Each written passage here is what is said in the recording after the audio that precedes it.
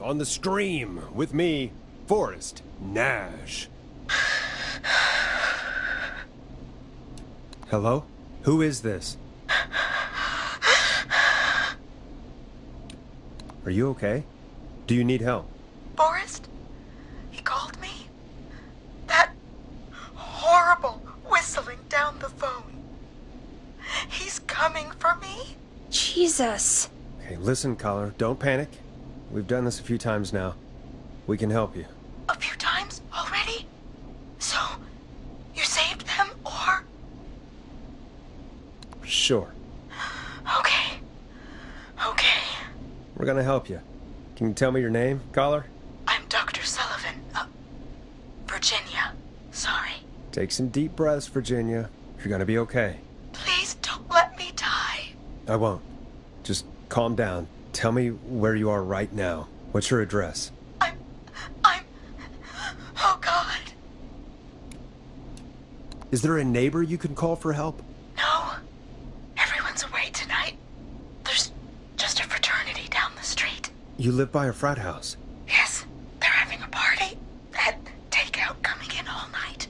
One covered in beer cans. They're getting wasted. And I'm about to get... Oh, God. Virginia, what's the name of the frat? It's... Oh, God. I can't think. I can't... Any idea what the frat might be, Peggy? If I knew where she was, I might know, but... Wait, the takeout! If we can get takeout to the frat, we can get a message to them to go and help. Virginia, who did they order takeout from? I don't know. Come on, Virginia. Try to remember. I can't do this. Well, folks, seems like our Virginia hung up. While we try to figure out what takeout to order, here's some music for your own midnight snacks.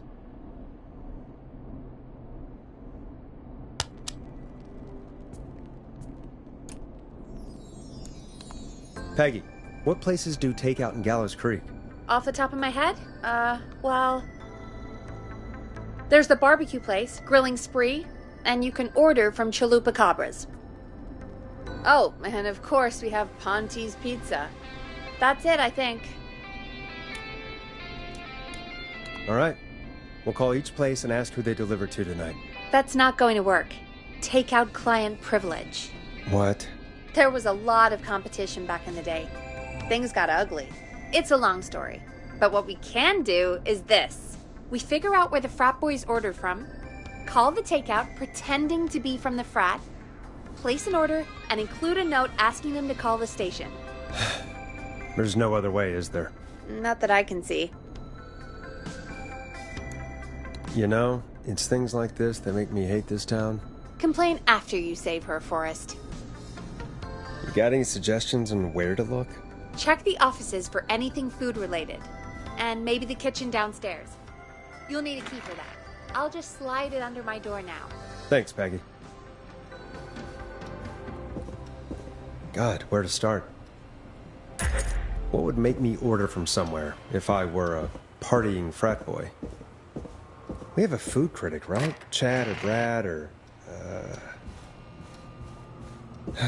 I'll just have to look around.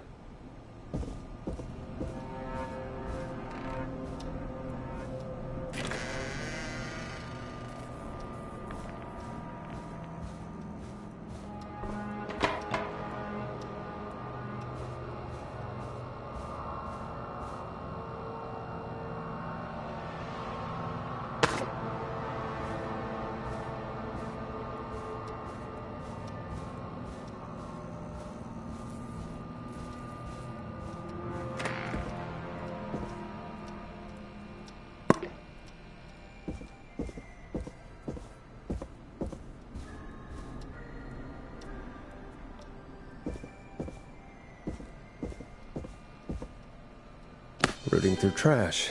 This is a new low. Ooh. Interesting offer. I wonder how well Gallows High performed.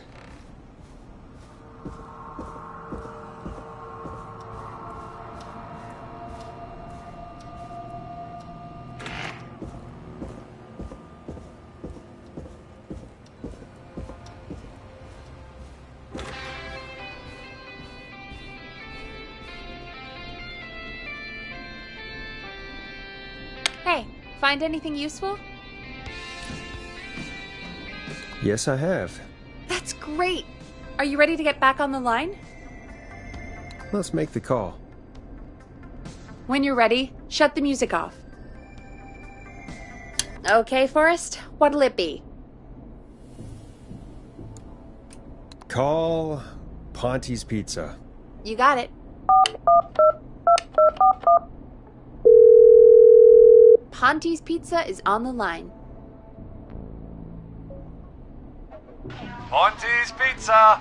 May I take your order? Fratman calling. We're in major need of foods for dudes. May I take your order? I need some garlic bread. I need the bread. Can do. Where do you want that delivered? Same place as before, you know. The frat house. Got it. And we'll have that over to you right away. Oh, and one more thing. Can you add a note to the order that says to call K-Fam? K-Fam? Oh, consider it done. The folks at K-Fam are huge fans of Ponte's Pizza, you know. I should really call them and let them know. And now we wait. We should put a song on. Agreed. This one goes out to our delivery workers.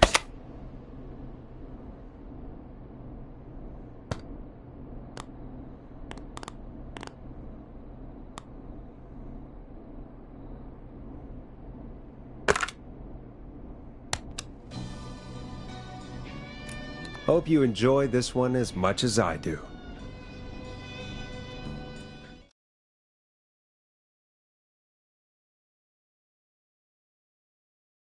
Which of the takeout places would you order from? To save Virginia? No, where would you actually eat? Oh, I mean, they're all pretty equal. Sure, but if you had to pick one. All right. Not Ponte. He's not Ponte. Right, so between Grilling Spree and Chalupa Cobbers. I mean, it depends. Do I want a plate full of meat? Or do I want really, really good nachos? It can change depending on the day, you know? Yeah, fair enough. Maybe I... Hold that thought, Forrest. We've got a call coming in.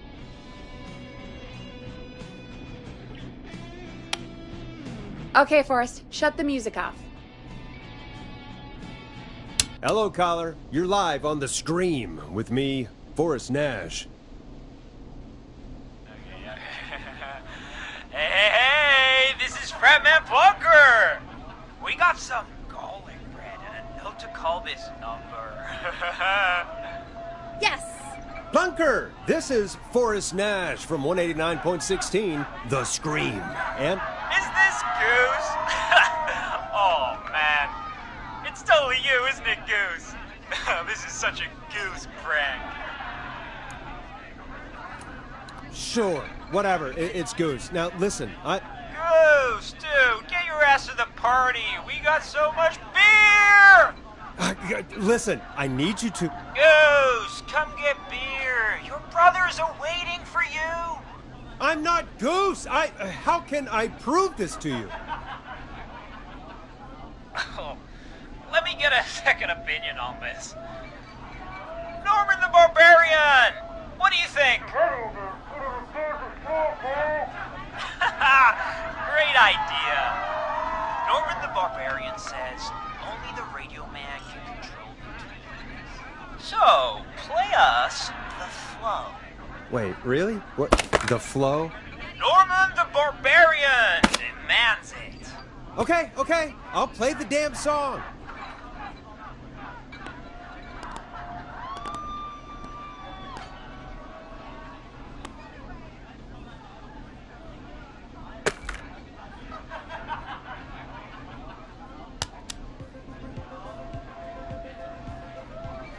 Oh, shit. Okay, radio man. You got my attention. What is it? Thank God. Listen, you've got to get over to your neighbor's house. All of you. Just... Say no more. Plunker's moving the house. Forrest, line 2. Hello, you're live on 189.16, The Stream. Forrest, it's the killer. He's at the door. Grace. Oh my God, it's you, isn't it? Clive, I didn't talk, I promise. Whoa! The party has arrived! Oh, thank God. He's gone and... Oh! Oh, is that you, Radio Man? Don't worry, we brought the beer. Good times are here. I could use a drink. Thank you, Forrest. You're welcome, Virginia. And thank you to Plunker and his fraternity brothers. Some heroes wear capes, some wear sheets as togas. Hey, Forrest, did you hear what Virginia said earlier? What was that all about? Clive, I didn't talk. Do you know what she meant? There's a janitor here at the station named Clive, but your guess is as good as mine. All right, folks. Seems we may have a lead. If any of you know a suspicious Clive, then please call in. It could save lives. In the meantime, looks like we have another caller. Time to turn the music off. Hello, caller. You're live on The Stream with me, Forrest Nash. It's great to speak with you, Forrest.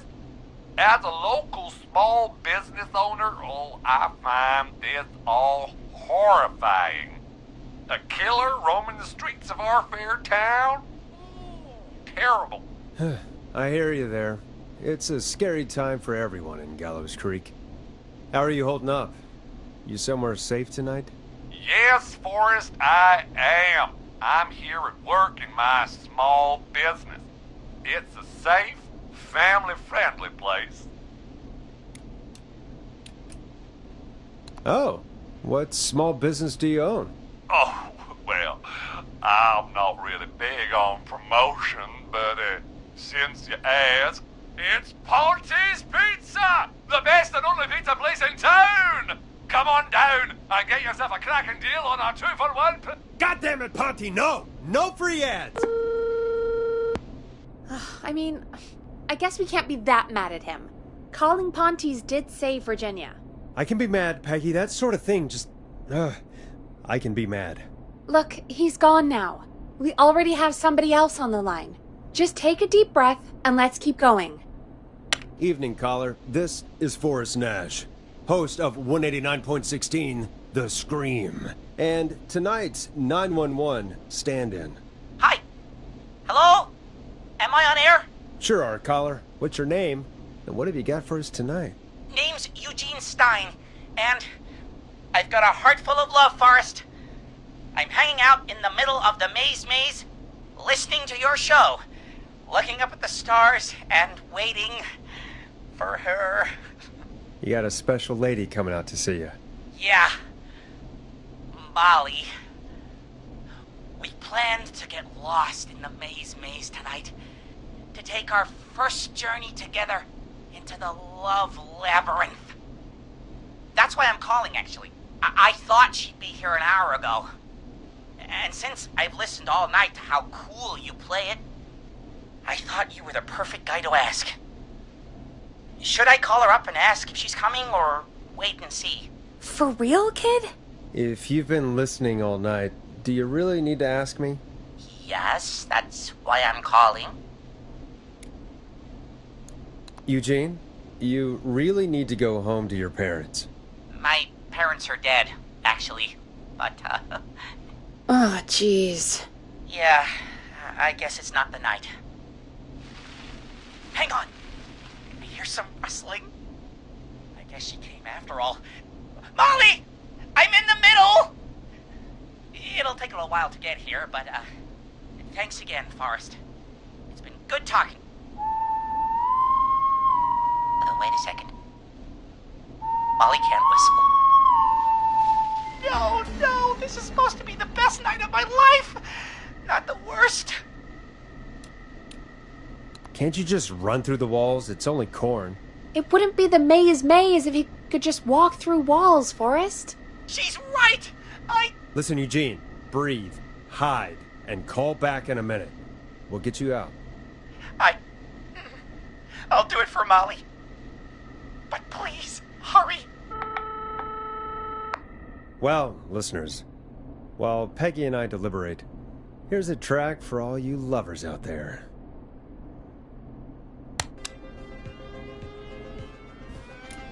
Now it's time to go with The Flow. And this is their hit, Crying for Help. How the hell am I supposed to get him through the maze? You know Barbara, our receptionist? She's a maze fanatic. Shame she isn't here. I was supposed to go with her last week, but she changed her mind. Maybe we should call Barbara then? If she's so big on the maze. We could, but I don't actually know her number. But she probably has maze stuff somewhere. Go and see what you can find. That'll hopefully be enough. Which one is Barbara again? Barbara! You know, Barbara! Forrest, I've seen you speak to her. Help me out, Peggy. She's the receptionist. Sits at reception, never does any work because she's talking to Brad all day. Ring any bells? Right, yeah. Sorry, I guess it's just the stress of... No excuses. Just go and find something to help us.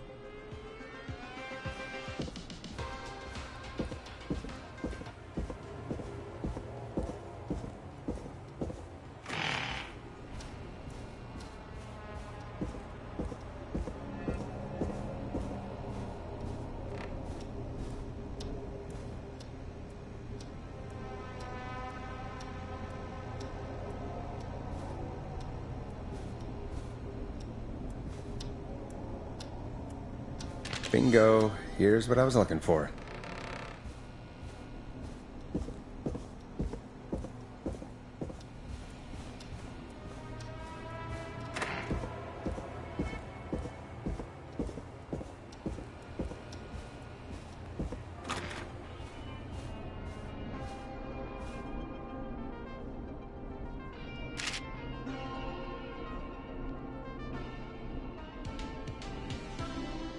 Any luck? Yeah, I found a map for the maze in the trash. Why was it in the trash? Never mind. It doesn't matter right now. That's a question for Barbara later. Eugene called while you were away. He's on line 1. Okay, Forrest. Shut the music off.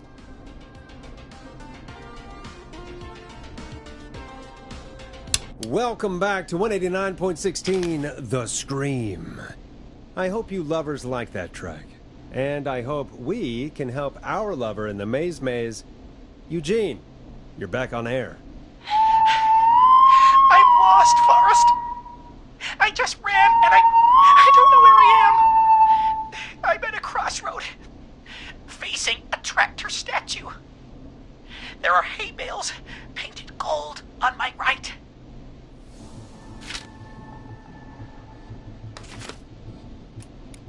Go left.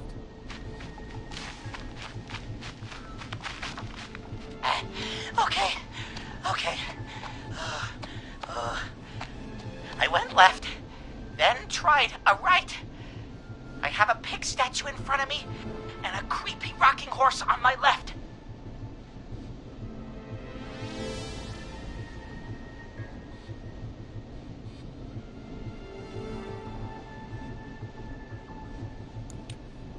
Go backwards.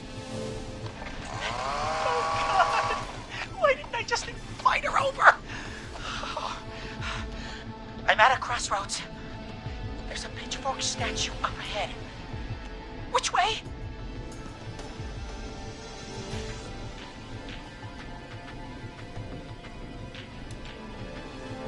Go right. Okay, here I go. This, doesn't look right. No, I'm going back to where I was. Jesus! Oh, shit! He's cutting through the walls! Where do I go? Go left.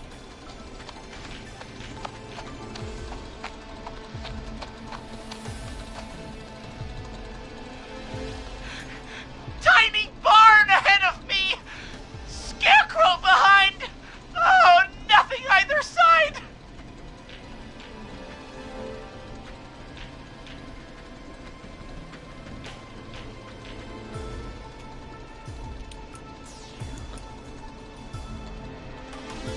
Go forward! Okay!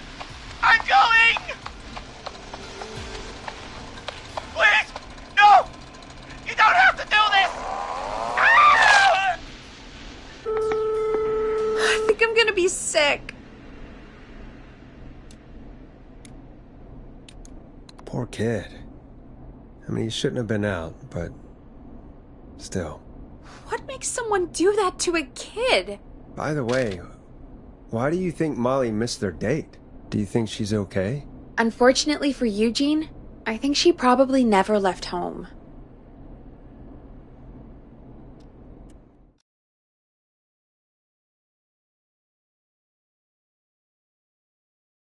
And thank you for calling in, Mr. Walton. We'll make sure to add the town librarian to our list of suspicious Clives. Remember, report a Clive to stay alive. Next caller is up, Forrest, so take it away. Caller, you're through to Forrest Nash on 189.16, The Scream. Hey, wonderful show tonight, Forrest. Thank you. That's really wonderful of you to say. What's your name, caller? You can call me Dawn. Could you play my tune, Forrest? Your tune. Sure. Long Ride Home. That old song. Sure. We got it. I think I played it the other day. Thanks. It'll be good to hear it again. All right, folks. Coming up is that old classic. Forrest, I don't think you're gonna find that song. What do you mean? I played it a few nights ago. I know, but, we don't have it anymore. What are you talking about? I threw it away. You threw it in the trash? No, I threw it out the window earlier today. Peggy, that's a bit extreme, isn't it? Brad was annoying me all afternoon. He played it on repeat because he knows I don't like it. So I grabbed it and threw it right out of one of the office windows. Not my finest hour, but I can only take so much. For shame, Peggy. For shame. I know. Let's just play a different song. We've got more important things to think about anyway. Gotcha. Okay, folks. Here comes some unrequested music. Sorry about that, Dawn. Maybe try again tomorrow night. Sorry.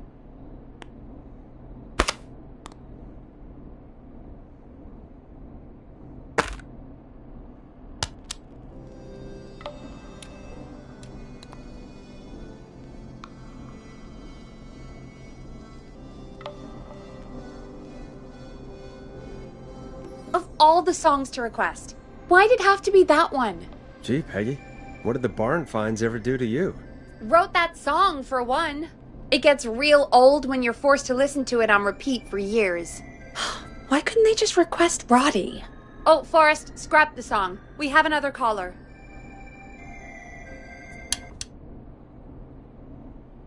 Sorry to cut the music short, folks. Callers take priority tonight.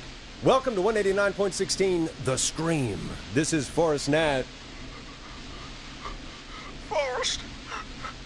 Oh, thank God. It's me again.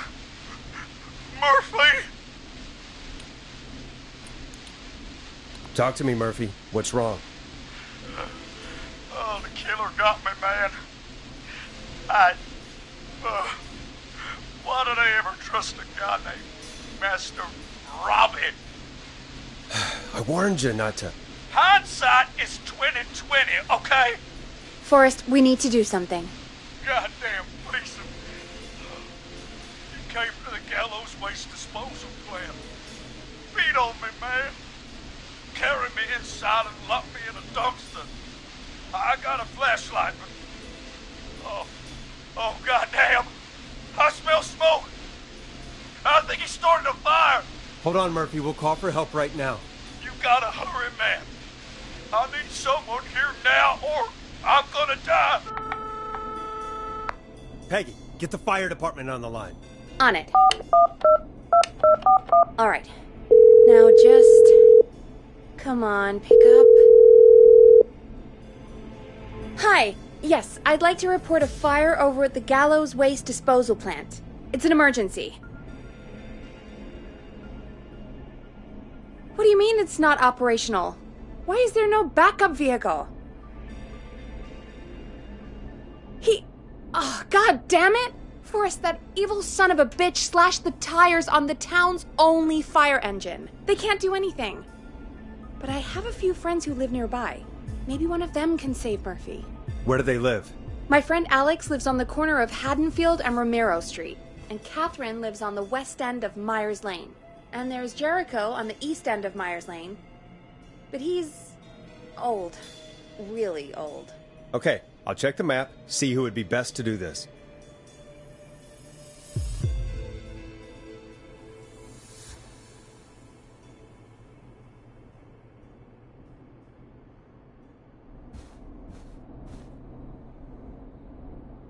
All right, Forrest, who should I call? Who can help Murphy?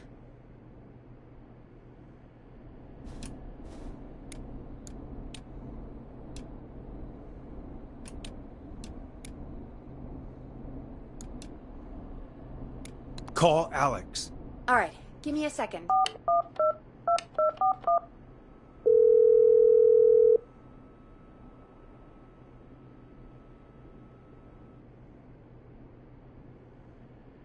They're on the way. They'll call from the plant. You can direct them from there. Well, let's hope they get there in time.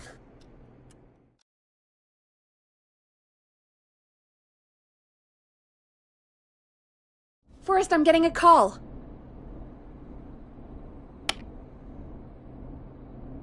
Are you sure you can't?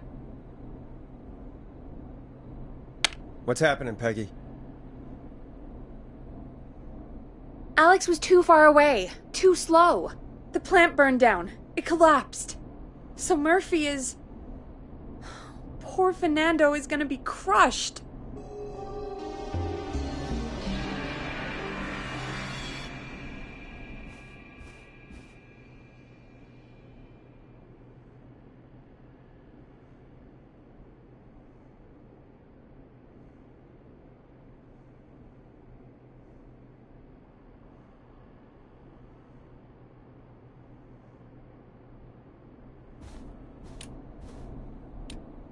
His father died a hero. He was just trying to protect the town. That's actually pretty nice, Forrest. Murphy, I promise we will stop this. For you and for Fernando. Peggy, it's going to be our... Forrest, we have another caller. Let's not waste time. All right, folks. Another of our good citizens is on the line. Let's see what they have to say.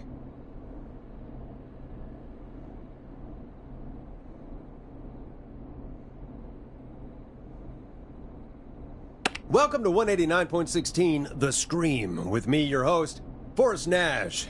Forrest, Teddy Gallows Jr. here. I just want to say that my thoughts and prayers are with my Gallows Creek neighbors during this awful time. Oh, it's mayoral candidate and scion of the town founders, Mr. Gallows. Are you in danger? We need to be a town of law and order. We need cops who have the tools and funding they need to keep us safe. Okay, Teddy. I know you're an outsider to our little town here, Forrest. But you're really stepping up to bat for us all tonight.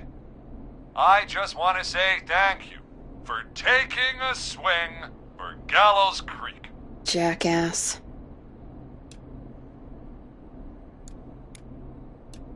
I want to make sure I get this out on air to all of Gallows Creek. You're a real prick, Teddy. I just want to make sure our town is safe and prosperous. That's why the Gallows Family Factory, founded by my father, Theodore C. Gallows, God rest his soul, which employs over 200... Teddy, unless you've got an emergency, I'm cutting you off. You know what? I do have a problem. A problem that's ruining our town. You know what it is? Yeah, how about the goddamn serial killer? The problem is that woman. our current mayor, Linda Cartwright. Oh, here we go. She just isn't one of us. Linda Cartwright is un-American, unstable, and... You're not better than anyone, Teddy. Just because you inherited half the town. Your producer sounds a little unstable, too. Don't you dare speak to me that way. Cut him off, Peggy. I can guarantee this kind of thing will not happen when I take office. The moral decay of... And that's enough of Teddy Gallows Jr. for one lifetime. I always feel disgusting after hearing him talk. Just play an ad, Forrest. I need a minute. We'll be right back after these messages.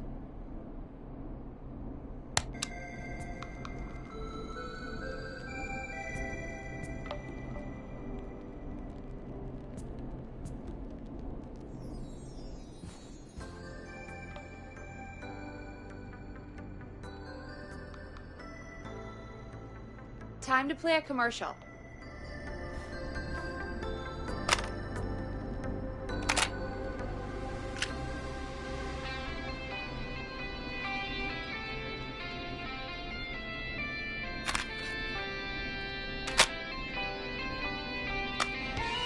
The world-famous annual Gallows Creek Harvest Festival is back! We got it all out on Giblet Field. We got the Little Miss Harvest Pageant, Princess Harvest Pageant, Harvest Queen Pageant, Cotton Candy, Corn Dogs, Cornhole, Corn on the Cob, Crokinole, Country Music, Can Jam, Jams, Jellies, Jamborees, Juggling, Roller Rickies, Roller Disco Lessons, Praying. We got baby crawling, balloon popping, balloons for sale, beard contest, horseshoes, hayride, hay toss, hey you there, safe donkeys and ponies, apple bobbing, firearm, fireworks, funnel cakes, fried dough, seed spitting, sand licking, cracker cramming, and cat shop. And fake tattoo, face painting, puppets, petting zoo, amazing maze, square dancing, story swapping, spelling bee, quilting bee, and sewing circle, pie eating, lawnmower racing, hot dog eating contest, flower contest, and of course our famous gourd measure-off. The festival is brought to you by Mayor Linda Cartwright, sponsored by Gallows & Sons Factory, and dedicated to the memory of Garrett Miley, tragically taken from us last festival. Caller on line 1. Hello, caller. You're live on the Scream with me, Forrest Nash.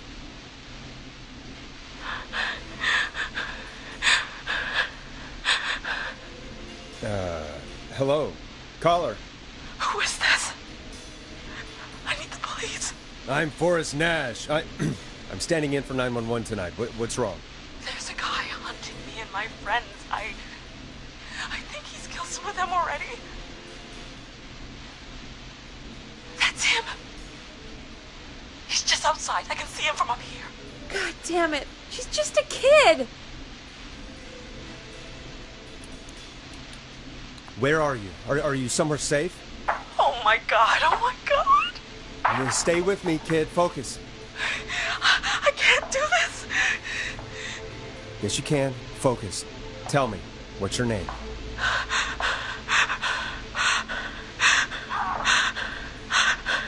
Sweetie, you can do it. What's your name? Carrie. Good. Carrie, listen to me. We're gonna get you out of there. All right? Now, where are you? The old murder house. Upstairs. I'm at the end of a hall. There's a bathroom, a couple bedrooms, a closet. Oh, he's coming. Where should I go? Go to the closet. Okay, I'll...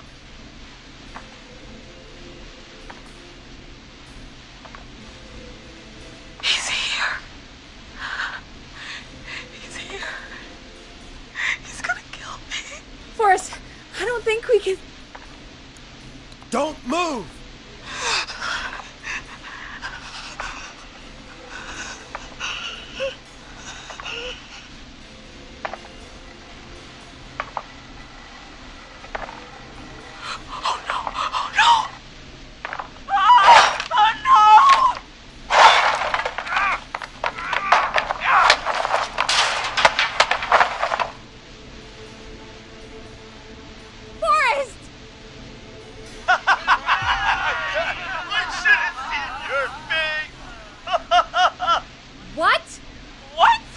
What?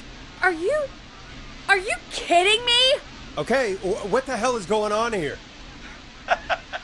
Oh, who's on the phone, Carrie? The cops? It's just a joke, jeez. Wait, isn't that... Jimmy, that wasn't funny, you sicko! Of course I called the cops, but some guy just answered instead. What guy? Forrest Nash. What the hell are you all doing? It's prank night, old man. We're just having fun. That's the kid! The kid who called in earlier pretending to be the whistling man. That's it. I'm out of here. You know he's really out there tonight, Jimmy, right? Yeah, right. It's just whistling night, man. That little idiot. Whistling night? It's a stupid tradition. Especially stupid since that one kid died back in... Would you take off that stupid mask if it's hard to breathe? Who's under there anyway? Is that you, Seth? Idiot! Seth is right next to you. That's, wait. Oh no. Who are you? Oh no, man!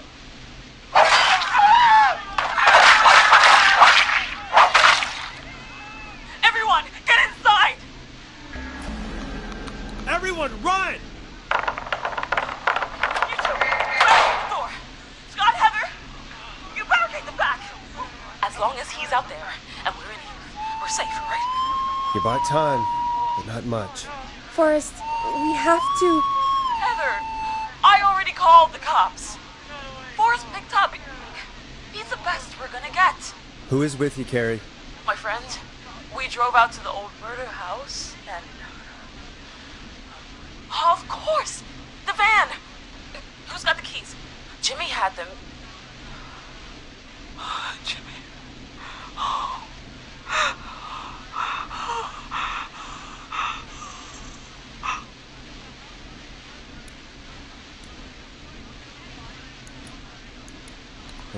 Okay. It's gonna be okay, Carrie. Right. We'll figure something out. Between all of you, there's gotta be a way to beat this. Just sit tight, okay? Heather, shut up. If we do that, we're gonna get killed. If only Jeannie were here. Jeannie? Jeannie McPherson? Our intern Jeannie? Yes. She's my best friend and the smartest one out of all of us. She stayed in tonight. Forrest, listen. We'll see what we can come up with, and, What? Scott, you're not any good at... And, no, Chad. Out of all of us, you're not the one to... Everything okay? No, we're figuring out a plan, but everyone's volunteering to do things they're just bad at. I think we can figure out what to do, but I don't think we can agree on who should do what. I think you'll have to be the tiebreaker, or else these idiots are gonna get us killed. But Shut up, you... Forrest, I'll call you back. But I don't know anything about your friends. Ugh, these damn kids never learn.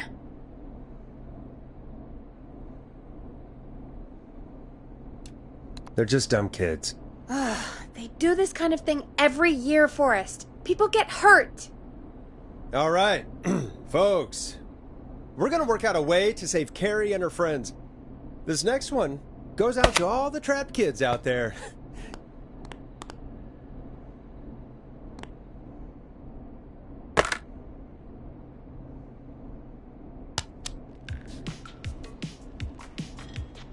You're gonna love this next track. Peggy, you mentioned something about their friend working here? An intern? Yeah, Jeannie. Seems a nice enough girl, but a bit head in the clouds, you know? Not sure why we took on an intern. We really didn't have the office space for one. Poor thing got tucked away in a dark corner somewhere downstairs, I heard. All right, I'll go see if I can find her desk. Hopefully she has something we can use.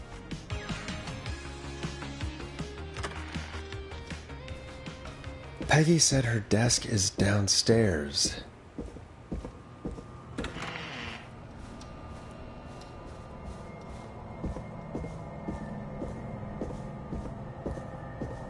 Jeez, they really tucked Jeannie away. Friendship quiz. This might work.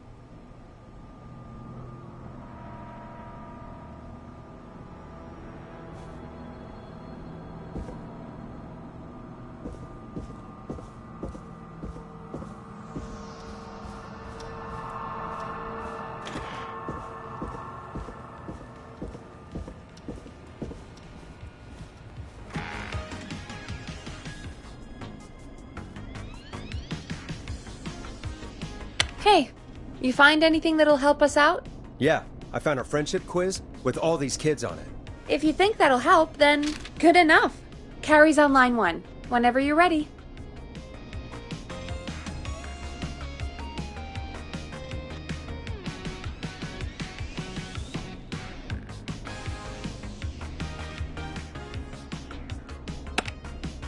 When you're ready, shut the music off. This is Forrest Nash, back again with an unlucky caller on this unlucky night. Carrie, are you there? Yes, we've got a plan, but we can't agree on who should do what. You want me to be the tiebreaker? Exactly. I'm ready. What's the first step? Okay, first things first, we'll need a spotter. Someone who can keep an eye on the killer. We'll need someone on the roof.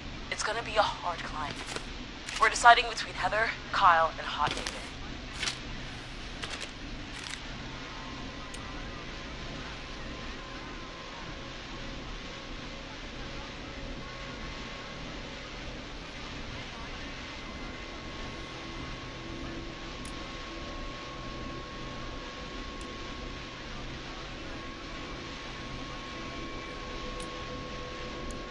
Heather's got this. Yes, Heather, he picked you.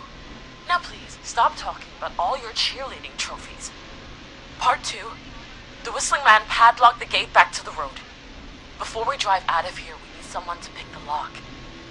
Seth, Jennifer, and Scott all want to do it.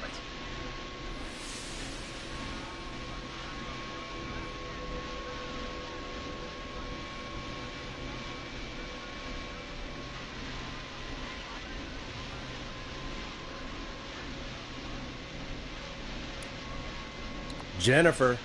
Jesus, Jennifer, you carry a bump key? Why didn't you say so earlier? Anyway, that brings us to part 3. Getting the van keys. I'll volunteer for this. I don't know Jimmy as well as you guys, so it'll probably be easier that way. Then it's part 4.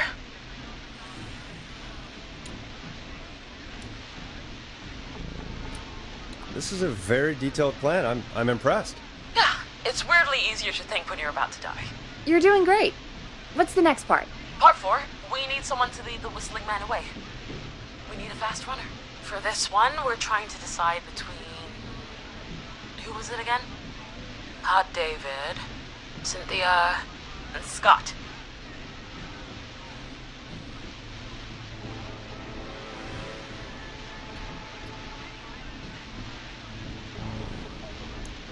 Hot David. Yeah, you spend a lot of time running shirtless. You got this, Hot David. Sweet. Okay, let's recap. We get the eyes on the roof. A runner distracts the killer while we grab the van keys and pick the lock on the gate. Now the tricky part. The getaway. Ooh, what's the plan there? Well, we can't all outrun the Whistling Man. But he thinks we're just a bunch of stupid teens. So, let's use that against him. Part 5. We trick the killer into a trap. Someone can pretend to be injured. Who would make the most believable bait? Who you got? We got Lisa, Tammy, and Cynthia.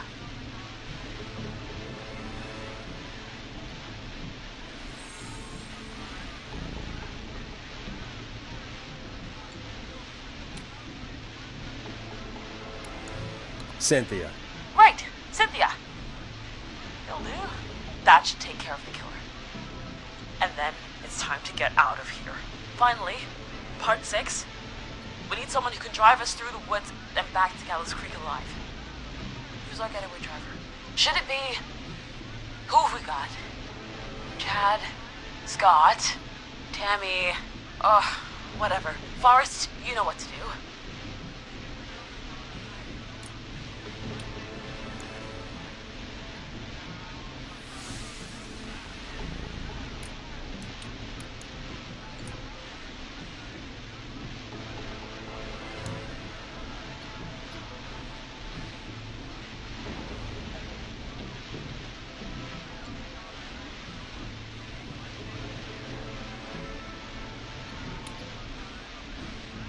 Tammy. I know we all love watching American Skid. Yes, yeah. Just do what they did in the movie. Thanks, Forrest. We'll just take a few seconds for ourselves, and then it's go time. Sounds good. Talk to you in a sec. Good luck, Carrie. That actually sounded like a pretty good plan. I hope you're right. Yeah, let's hope.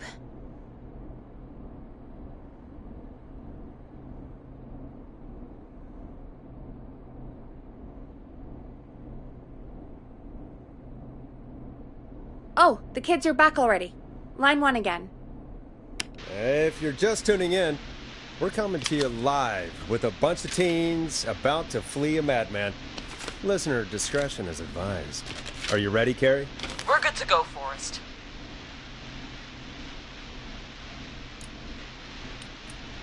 Alrighty then. Hit it. You got this. Here we go, everyone. Spotter, to the roof. Go, Heather. She's off and away. All right, Renner. Get ready. Wait for the spotter's signal. Spotter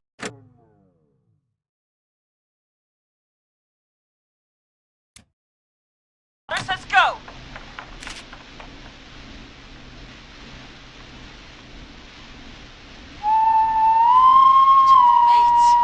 Lockpicker, go! I'll get the keys off Jimmy.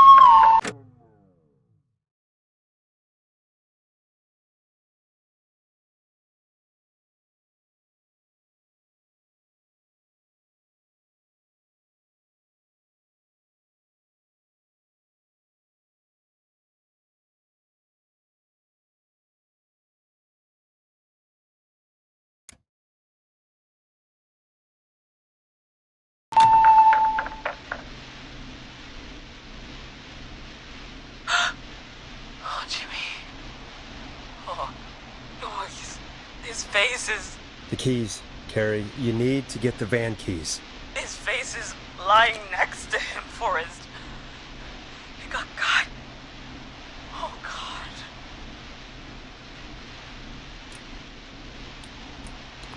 Focus. Breathe. Right. The van keys. We got him. Jennifer got the gate unlocked. And Hot David should be back any second. Perfect. It's working. I can't believe it's actually working.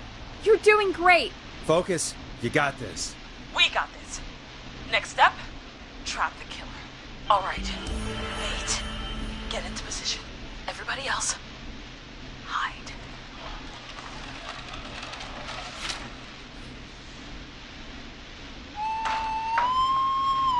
Okay, performer. Now, act like your life depends on it. Oh. There he is.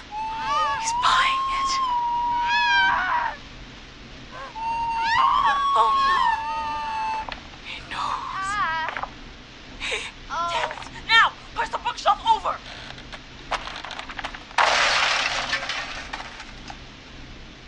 Oh my god, they both went through the floor! Spotter! You need to climb down now! We gotta go! He's coming down. Yes! Heather! Quick, everyone to the van! Driver, take the keys!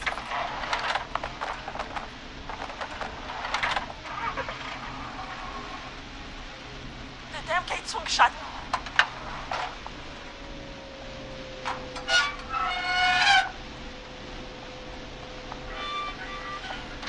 Huh? What? It won't stay open. I'll hold it. You drive through.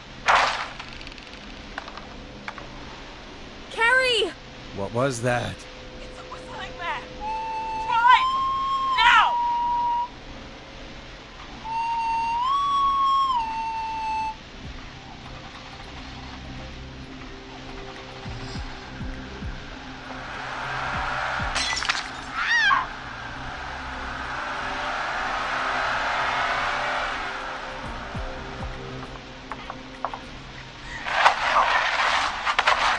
Let me go!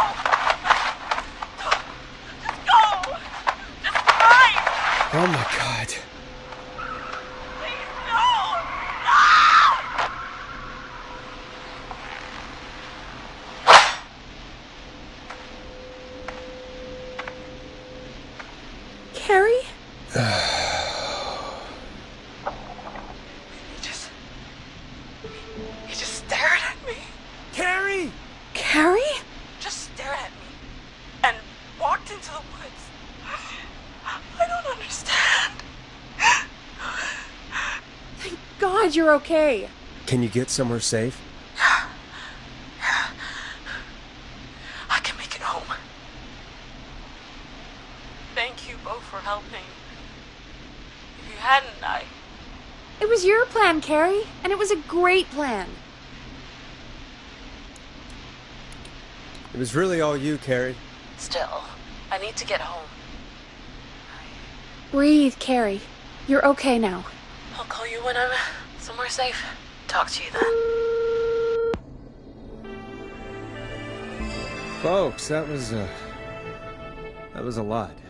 Our thoughts go out to the parents whose kids won't make it home tonight. For any kids listening in, please stay inside and stay safe. And parents, hug your kids extra tight tonight. Here's a song for the girl walking home in the dark.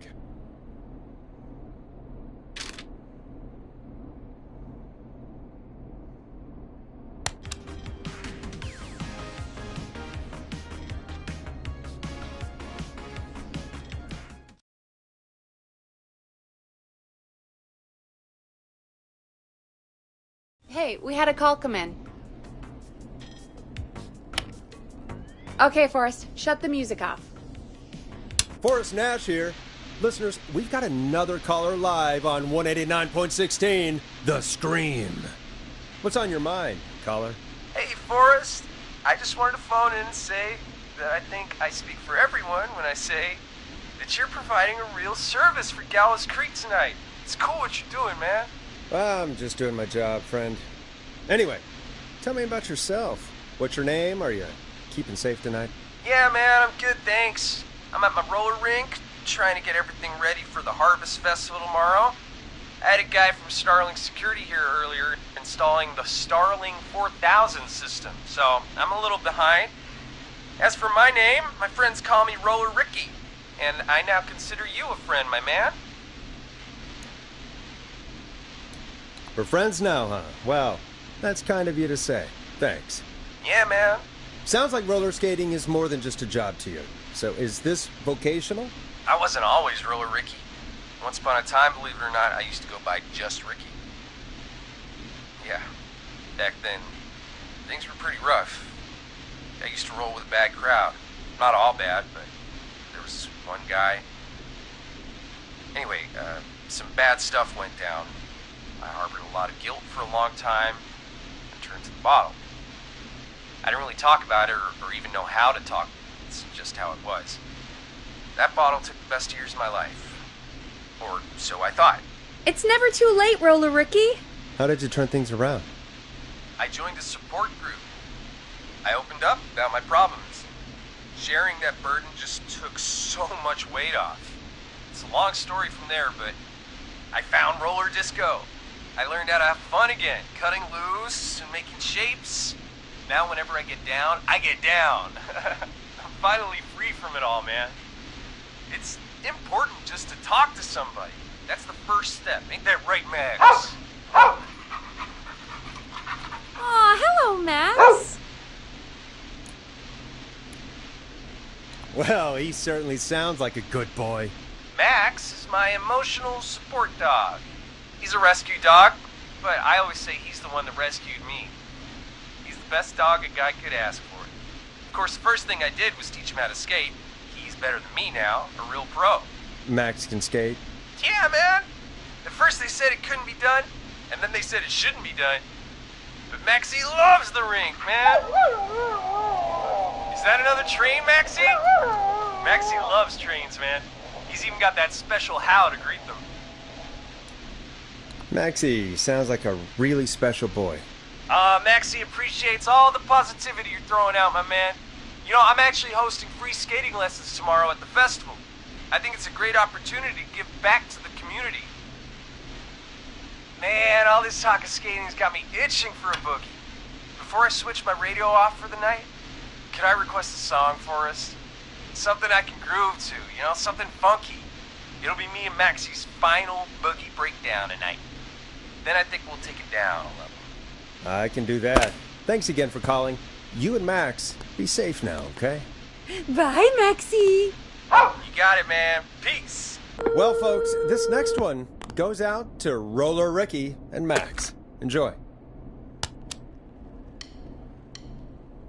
Listen in to this next track from Late Night Lurkers, if you dare.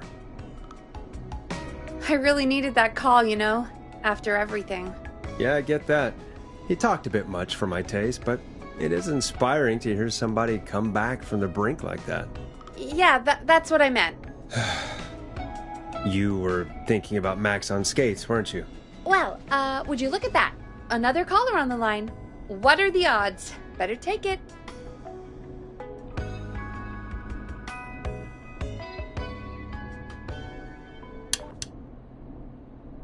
Welcome back to 189.16, The Scream.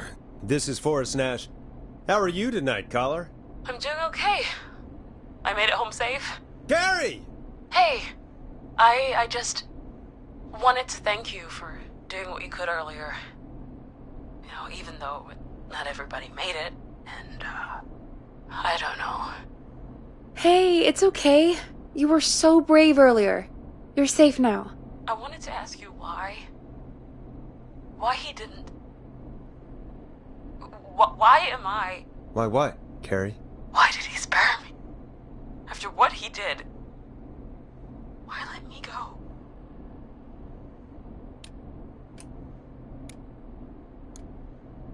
Maybe he didn't kill you because he saw you as a victim. Maybe. But why would that stop him from killing me too? After everything he did to... These stupid hazing nights have to stop. Carrie, you did so well tonight. Stay safe and rest. Help is coming to Gallows Creek. We just need to hold on. Thanks, Peggy. Hey, Forrest? Could I request a song? Of course, Carrie. What song? Any song by Blast Processor. And thank you. This next one goes out to Carrie.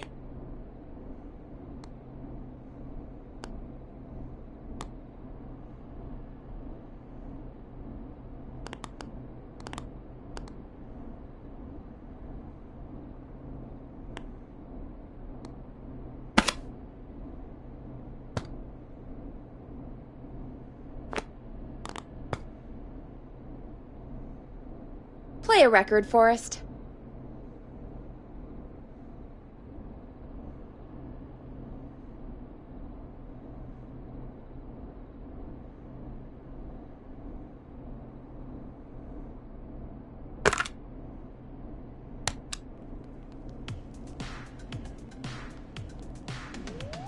You know, what Carrie just said has really got me thinking. About what? The whistling man left her alone. Why? There must be a reason. When it comes to masked whistling killers, I don't think a reason is a key part of their process. Well, it's something to consider. I need to take a break. If you want to stretch your legs, now's the time. Just hit the Peggy button when you want to get back on air.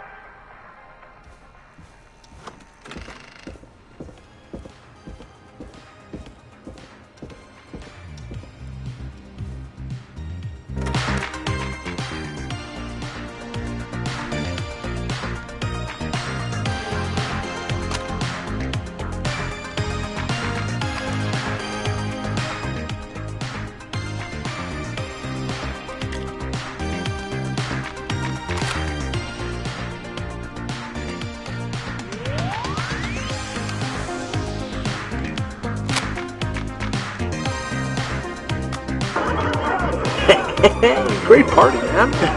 Thanks. Can I grab another beer? Hey, sure thing. Let me grab you one out of the fridge. Oh no, we're out of beer.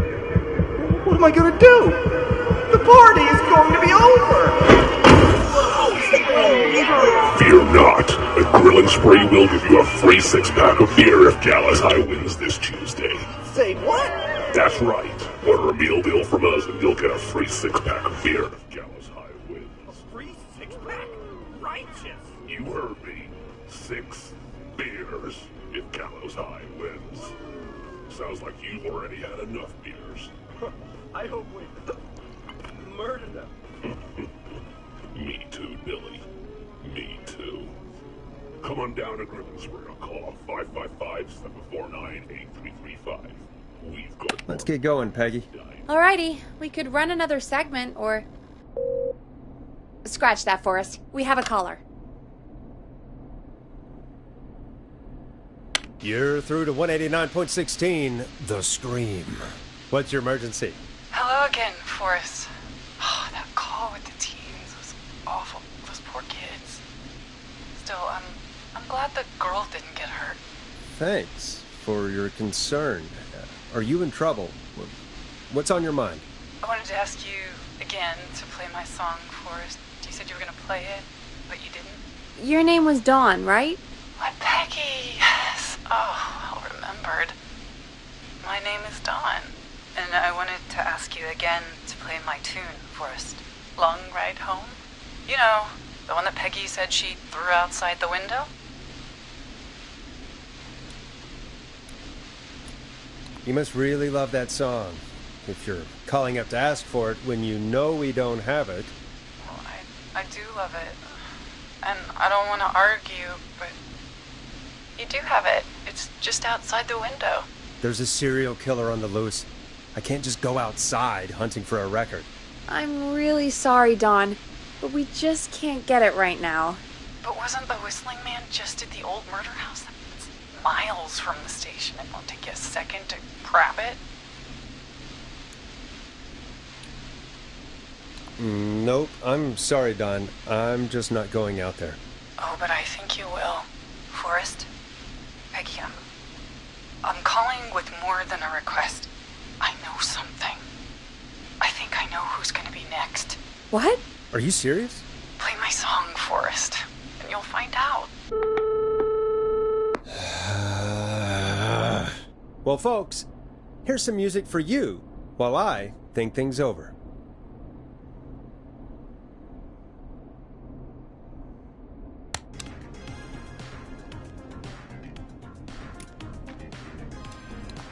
Is she serious, Peggy?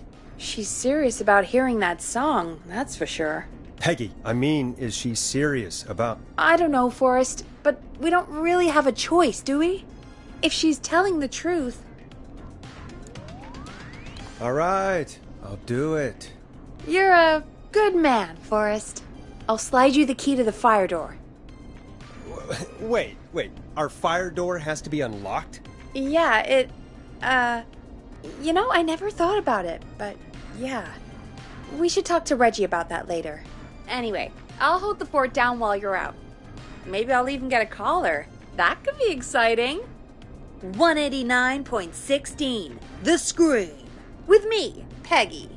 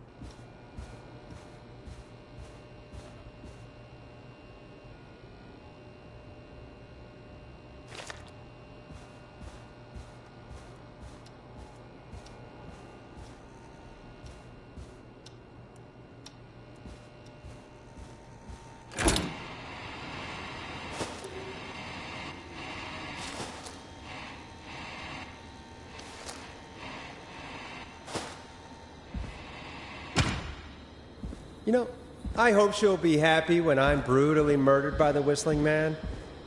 Out here, in the open, alone.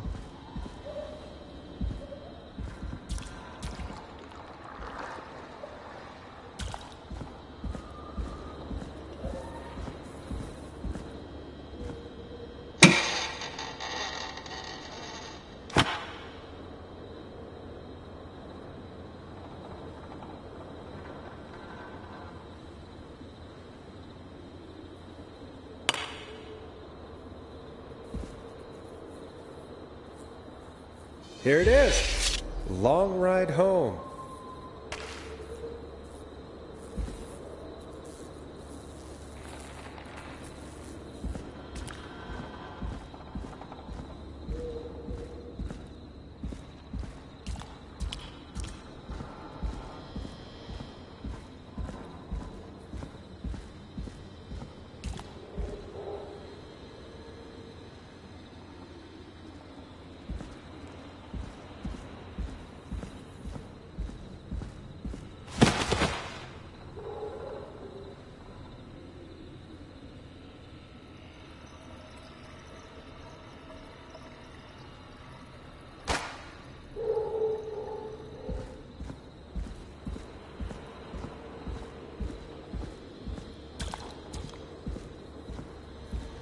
Of course, it locks behind me. And of course the key doesn't work on this side. Fantastic. Maybe there's another way back in through the basement. A door, an elevator, or something. And that's broken too. Only the best for K-Fam. Let's see if I can fix this. Looks like a power issue. I should check the fuse box.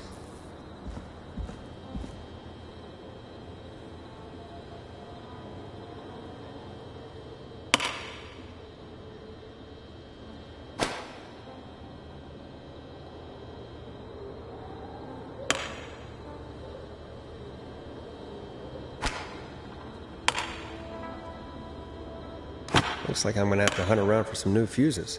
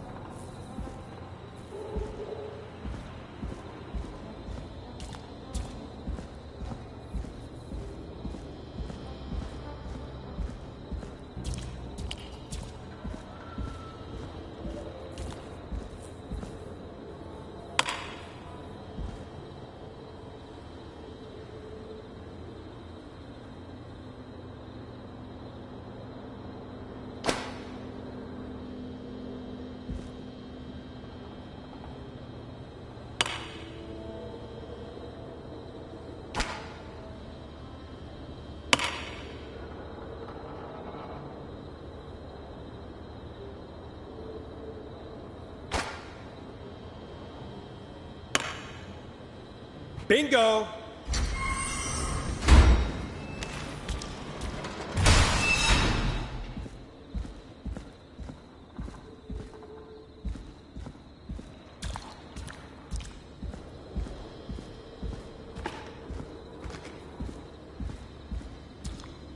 I could probably survive that fall.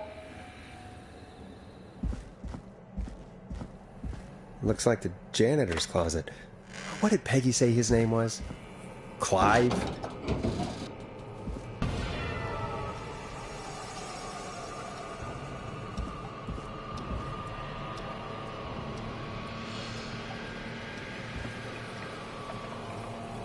What the hell?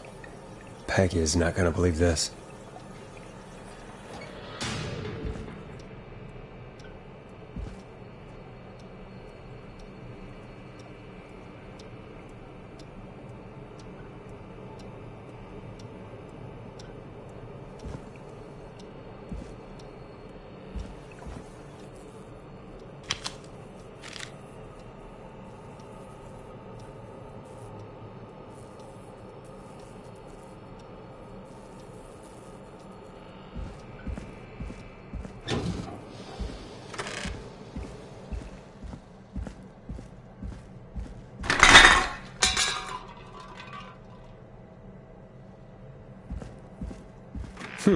I wonder how the show's going.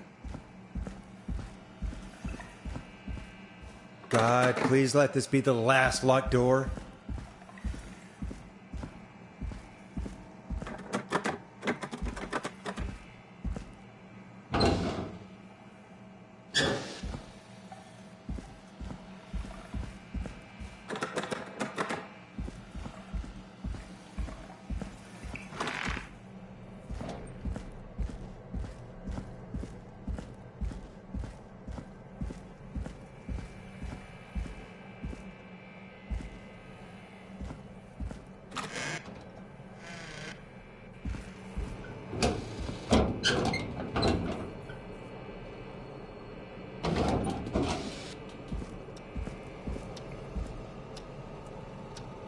Ah, there's the beautiful key. I should be able to get back to the studio now.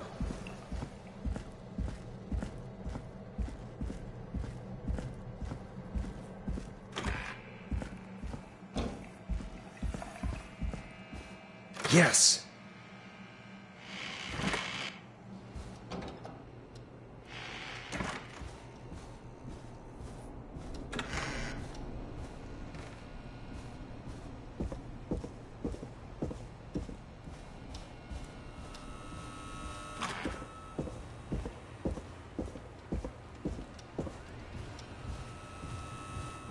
Isn't that such a good song, folks? And now for... Jesus, Forrest, you've been gone for ages. I thought something had happened. Something did happen. Clive, the janitor, might be Clive, the murderer. What? I'll start from the beginning. The fire door locked behind me.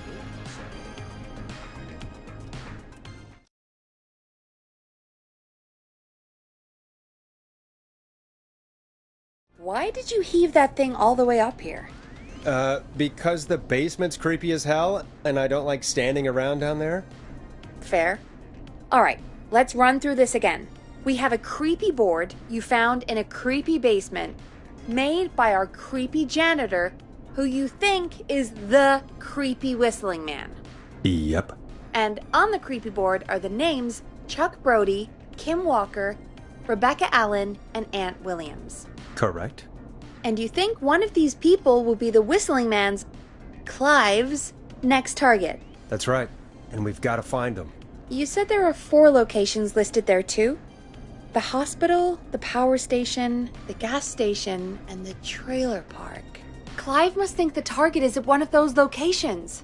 Forrest, you're gonna have to figure out if any of the potential targets are at one of these locations tonight. Hit the button if you need any help.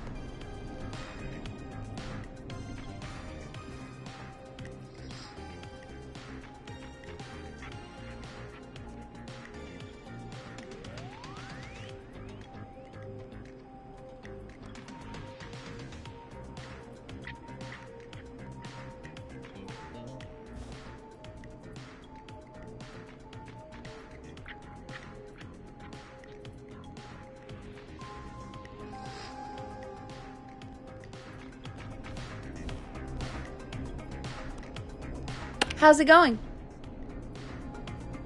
I'm ready, Peggy. Are you sure? We've only got one shot at this. I'm sure. Let's do this. Okay, name first. Who do you think the target is?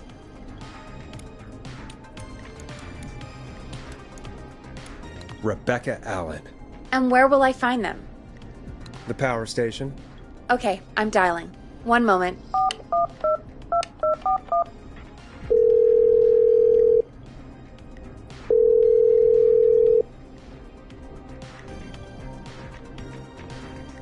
Forrest, I'm through to the power plant, but they say there isn't anyone by that name there. What? Then who? Jeez! It sounds like something blew up! He's using bombs now? Oh my god. The call board, One moment. Forrest, I'm getting so many calls. Just let me... I'm gonna take us off air for a moment. Peggy, what's happening in there? Peggy.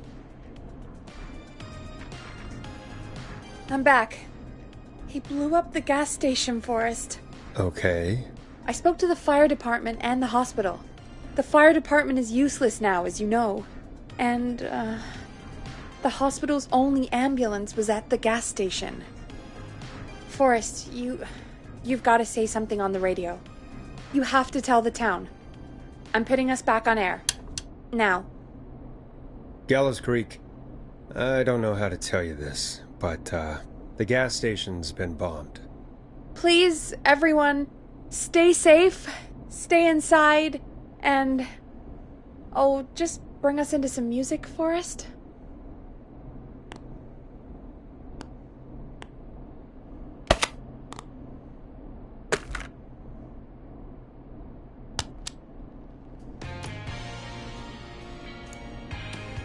Here's some music while we regroup here on KFAM 189.16, The Stream.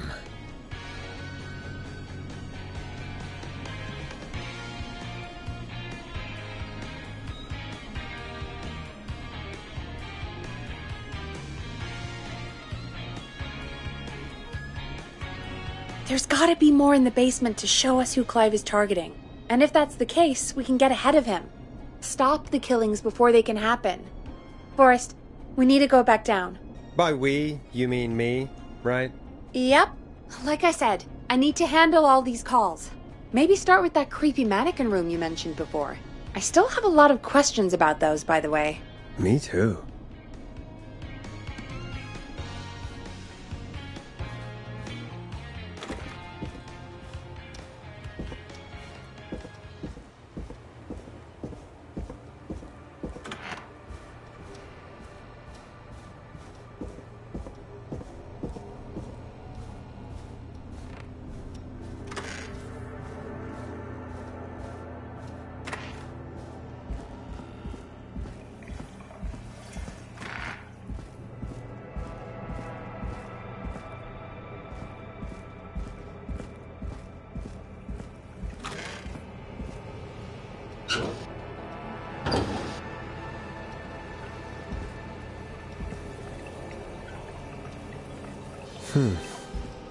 A key?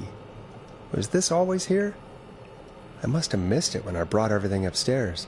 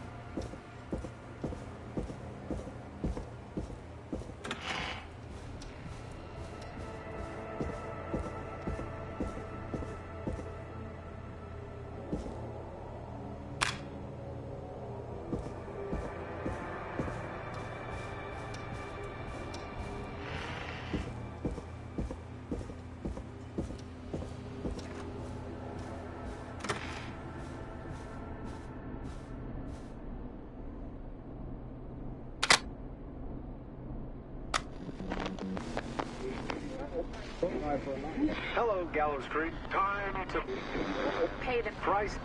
Time to pay for lives. Time to sit there. I will punish you. I'm going to enjoy this.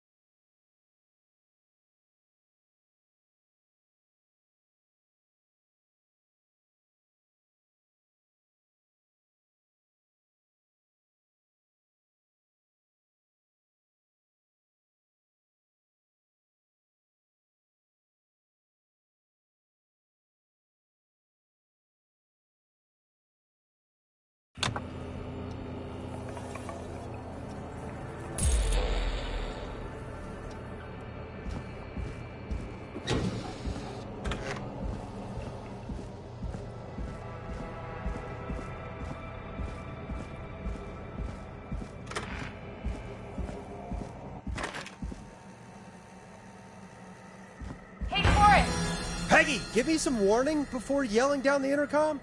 Sorry. Buzz the intercom when you find something and want to discuss it.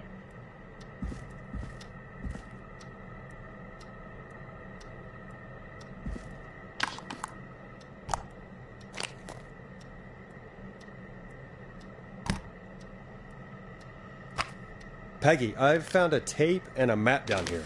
A map of what? Looks like it might be to somewhere in this storage area. Weird. Well, maybe the tape will give us more information. Let's give it a play.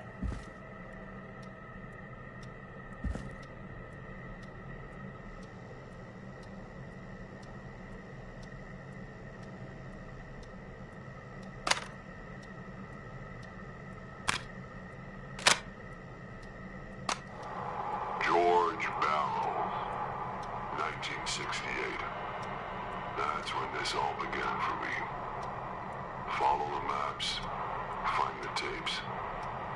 I'll be waiting. Wait, George Barrow? We all heard that he drowned after a night out drinking. Was it actually Clive? Has Clive really been the whistling man for that long? He says I need to follow the maps and find the tapes. I guess that's what this map is about. I think we need to see what else is hidden down here. Be careful, Forrest. Keep looking. Buzz the intercom when you found something.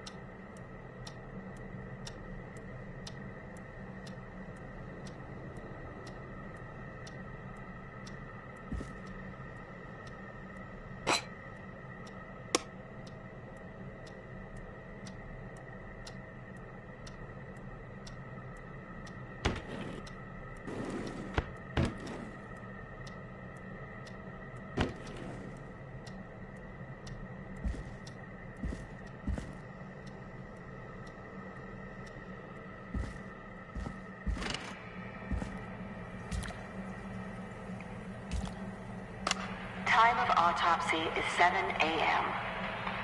Cause of death is asphyxiation from drowning. The degree of rigor mortis indicates that the subject has been deceased for 5 hours. That puts the time of death...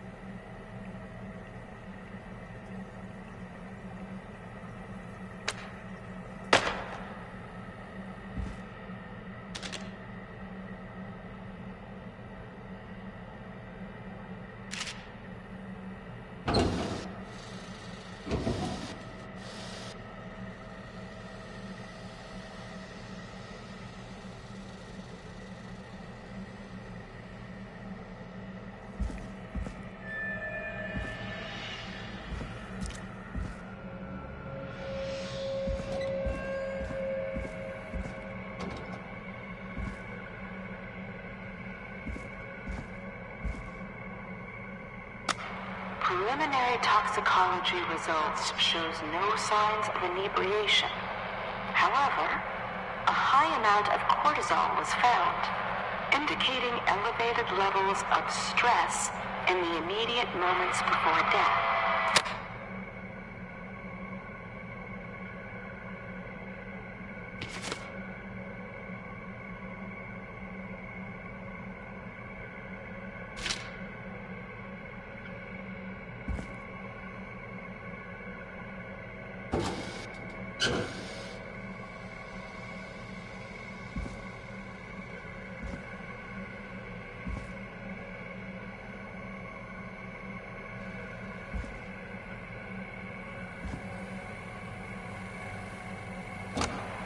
Additionally, there appears to be a post-mortem injury to the arm. It looks like it was trapped in a car door.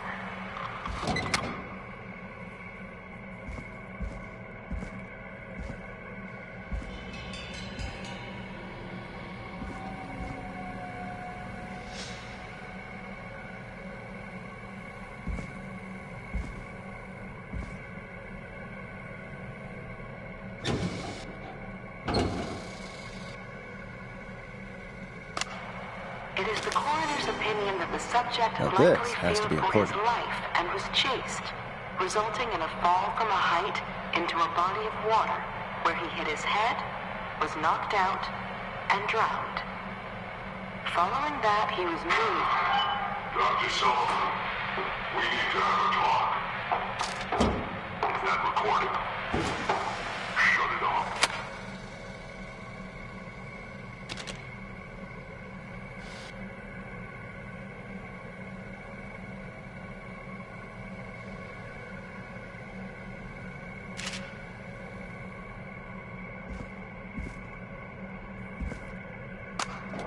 If you're listening to this, then I'm probably dead. What the... I'm a man who likes to stay informed. I've got subscriptions to newspapers all over the country. A few weeks ago, I noticed headlines cropping up in those papers, one after the other. Each headline about a murder. Each murder, the death of someone I knew almost 20 years ago. And each one drawing closer to Gallows Creek, drawing closer to the anniversary. None of us are innocent, but I don't think we deserve killing. All I hope now is that I can save some folk from the worst, that I can, I don't know, do something to make up for what I did back then, I guess. I didn't kill anyone, mind you, but that's past mattering. Now, there's more I could say, that I should say, but my employer made it clear that my family would pay a high price if I ever spoke out. So, hopefully I've said enough for you, listener, whoever the hell you are, to start putting the truth together. What the hell? Peggy is not gonna believe this.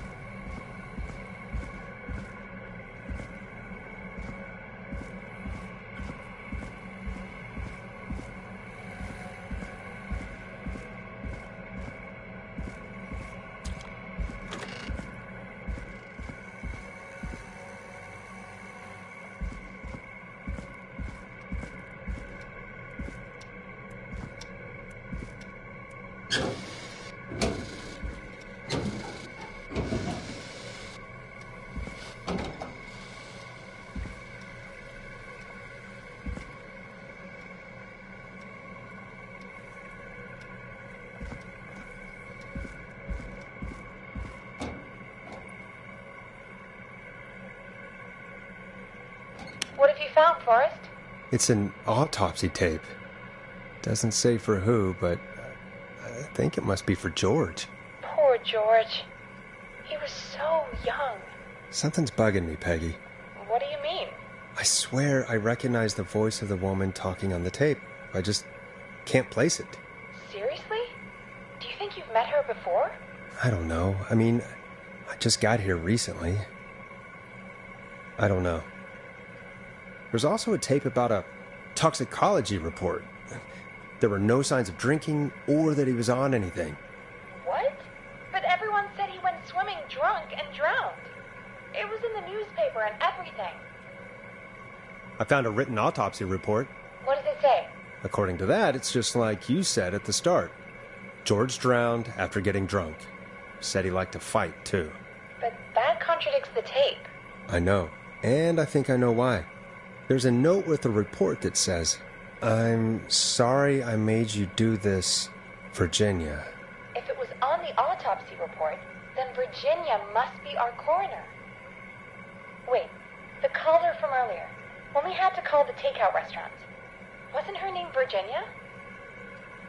We need to call her back once we finish down here. It looks like she might know something about what's going on.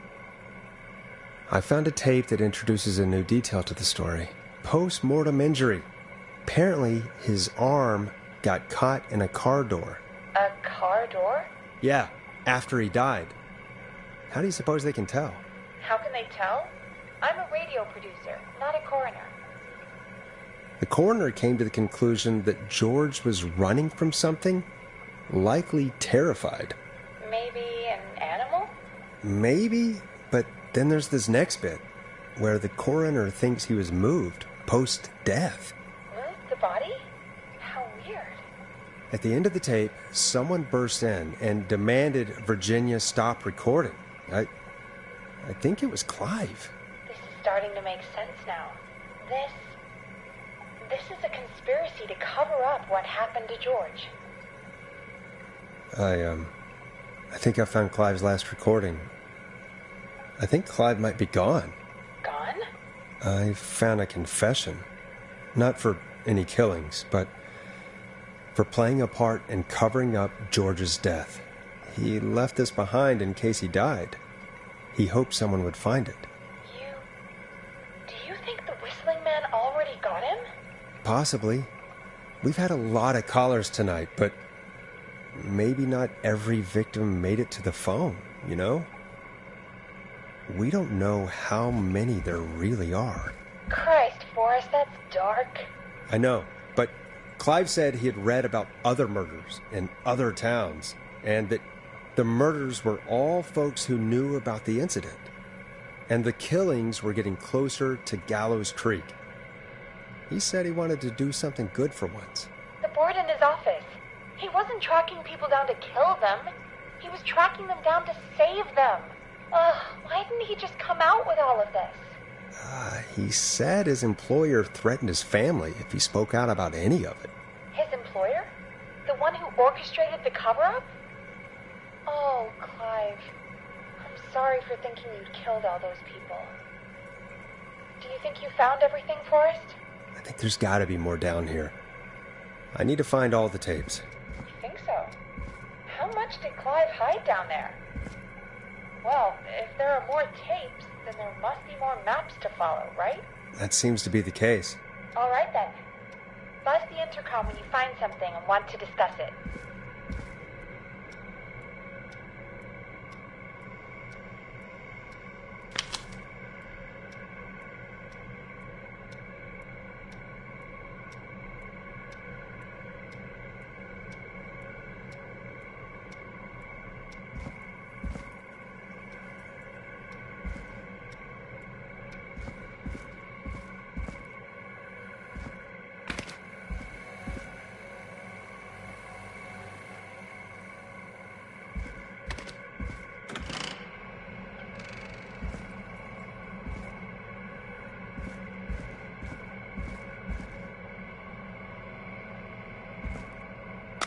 Small lacerations to arms, legs, and face, typically obtained by running through foliage. Severe blistering to the feet, as though the deceased had been running without stopping.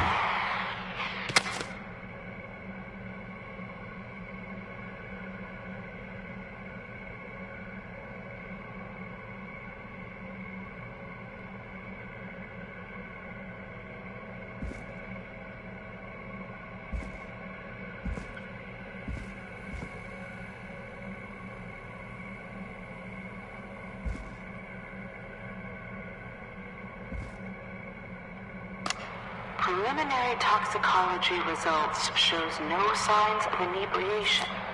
However, a high amount of cortisol was found, indicating elevated levels of stress in the immediate moments before death.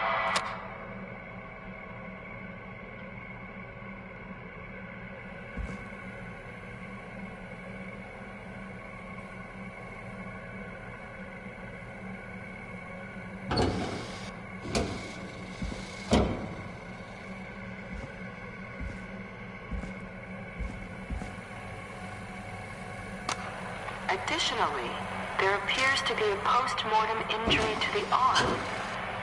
It looks like it was trapped in a car door.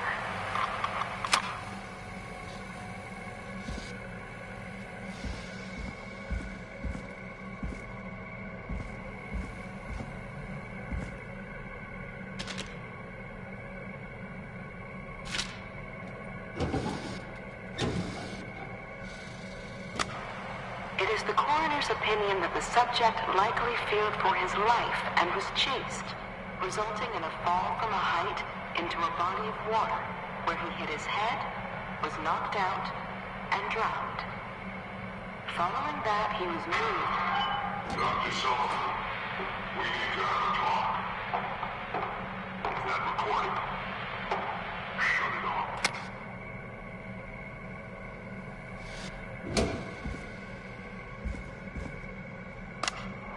If you're listening to this, then I'm probably dead. I'm a man who likes to stay informed. I've got subscriptions to newspapers all over the country. A few weeks ago, I noticed headlines cropping up in those papers, one after the other. Each headline about a murder. A new vinyl for my collection. The death of someone I knew almost 20 years ago. And each one drawing closer to Gallows Creek. Drawing closer to the anniversary. None of us are innocent, but I don't think we deserve killing. All I hope now is that I can save some folk from the worst that I can. I don't know. Do something to make up for what I did back then, I guess. I didn't kill anyone, mind you, but that's past mattering. Now, there's more I could say than I should say, but my employer made it clear that my family would pay a high price if I ever spoke out. So, hopefully I've said enough for you, listener, whoever the hell you are, to start putting the truth together.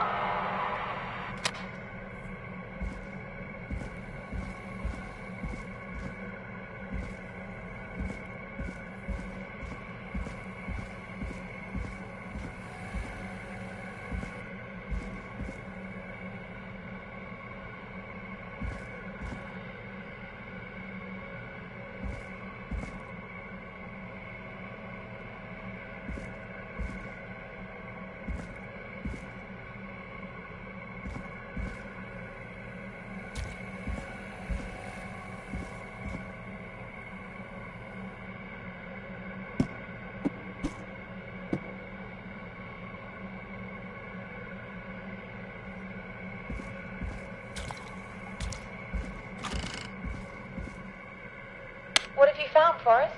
Found another tape. It talks more about how George died. What did it say? It sounds like he was running for his life. Sprinting through trees and bushes, getting cut up all over. What would drive someone to do that? The toxicology tape made it sound like he was highly stressed, maybe terrified of something. I think he was chased. Do you think you found everything? I think so. Forrest, what's going on here? Someone wanted that boy's death to seem like an accident. And they hired Clive to make it look that way. Come back upstairs when you're ready. We need to figure out our next step.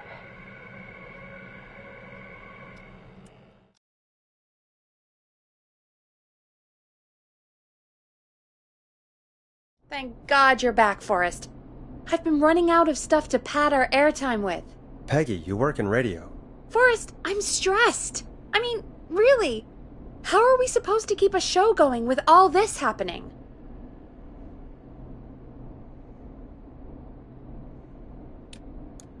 This is our job, Peggy. We gotta do it. You're right. So, what's the plan now? I think we should call Virginia back. All right, I'll get her on the line. Hello again, Gallows Creek. This is Forrest Nash. We're circling closer to the truth behind tonight's events. To this end, we're calling back one of our earlier callers, Virginia Sullivan.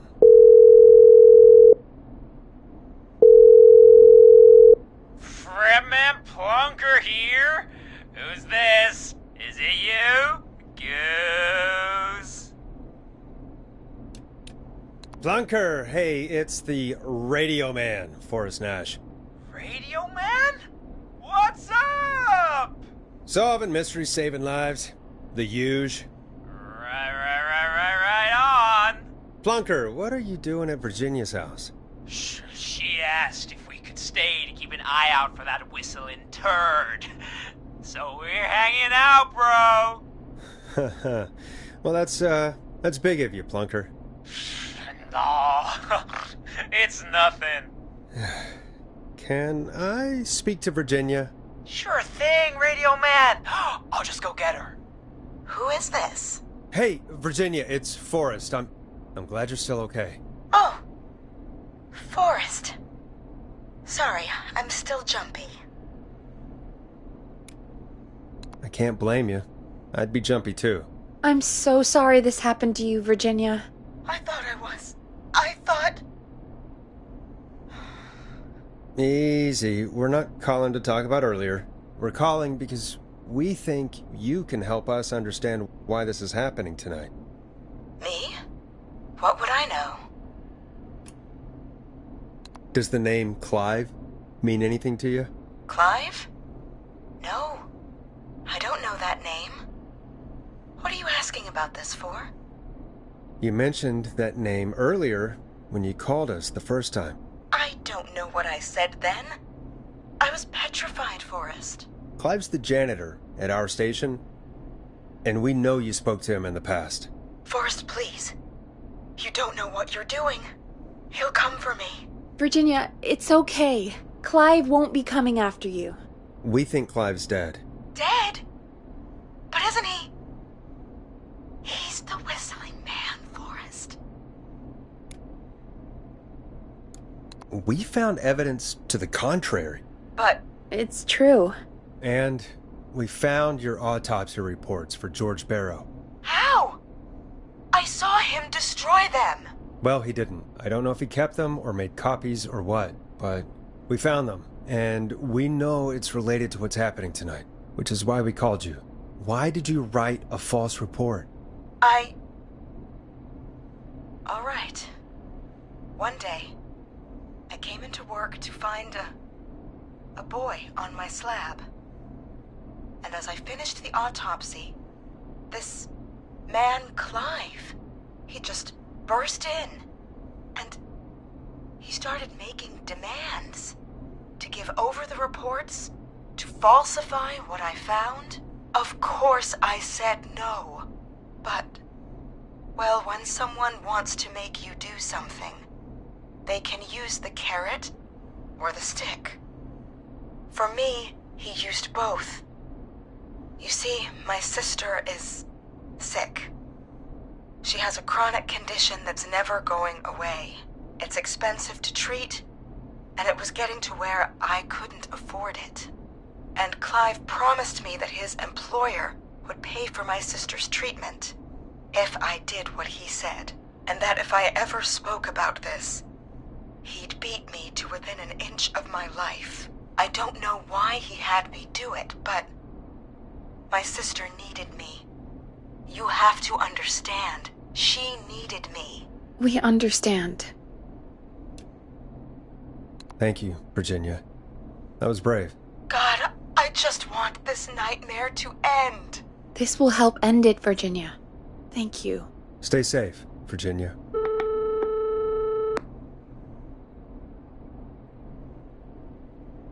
So, Virginia's tied up in all of this. Clive threatened her to keep quiet about George's death. But for who? Why cover up these details? We could try Sandra. What would Sandra know? I don't know, but we have to start somewhere. Anyway, just be careful when you're talking to her. Don't push too hard. We don't want her to hang up. I'll be careful. All right, calling her now. Hopefully she's at her jazz studio.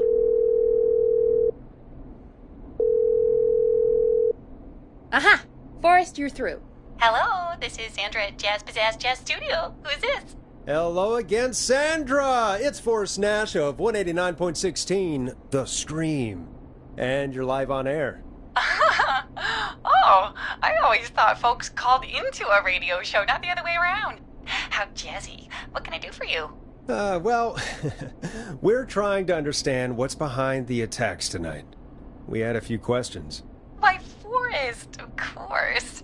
Heck, after the way you saved my life, I'd say yes to just about anything you asked. Really? Well, that sounds nice. I might just call you back tomorrow then, too. Well, you got my number. But what about tonight? Is there anything you want to talk about right now? Remember why we called, Forrest? Of course. Do you know why the Whistling Man might have targeted you? Ha! As far as I could tell, he was just a knife-wielding psycho with superhuman cardio. He'd have chased after anybody. Right. Well, we think he might be chasing specific people. People who know about the death of a boy named George. Oh, I don't know anything about that. Sorry. Have you had to keep quiet about anything? Any secrets you've had to keep? What would I have to keep quiet about? I don't know. I mean, could be that you've seen something or heard something. I never saw anything. And even if I did, what would that matter? And it was years ago. Sandra, are you okay? It was years ago. We know, Sandra. You do? You know about? Yes. Of course. This studio is my life. After I found the body in the river, I couldn't lose my studio. Do you understand? Sure. I understand. When the rent just kept going up, he said he'd stop if I just needed to keep quiet. And everything would be okay. Of course. We understand. I mean, it's not like I killed him. What was the harm in saying I found him in the reservoir instead of the river? Right? Right? I'm sorry. I can't do this. And she's gone. I don't think that could have gone any better. You truly did great, Forrest. Well, folks, if anyone out there has any thoughts on what's going on tonight, please call in. That's good timing. We've got a call waiting just this second. Welcome to 189.16, The Scream, with me, your host, Forrest Nash. Hi, Forrest. I know this is really out of the blue with everything happening tonight, but I wondered if you could send a special birthday message to my uncle. No, I don't wanna. Oh, come on! It's his birthday. I won't have a chance to do it again until next year. May as well, Forrest. Fine. What's his name? Thank you, Forrest. He's my Uncle Ronnie. His first name's Peter, but he never liked his name. But since he always had salt and pepper hair, even as a kid, can you believe it? Folks always called him Pepper. Thanks for the history lesson. Is there anything besides happy birthday you would like to say to Mr. Pepper? Oh my god damn it! Yes! Tell him he can get the best birthday deals and party packages here at Putney's Pizza, starting at just... You son of a bitch! Stop calling us! God damn it, Peggy, this is your fault! My fault? I said I didn't want to do it. Don't blame me because Brian Ponte can't control himself. Don't worry, we've already got another caller on the line. Just pick it up, okay? This is 189.16, The Scream. I'm Forrest Nash. You're on the air, caller.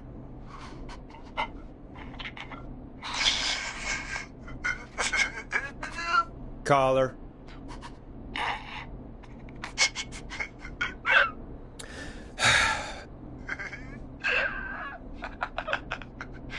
Ponte's Ponte? Pizza, always delivers. Come rain or sleet or whistling man, we'll be there.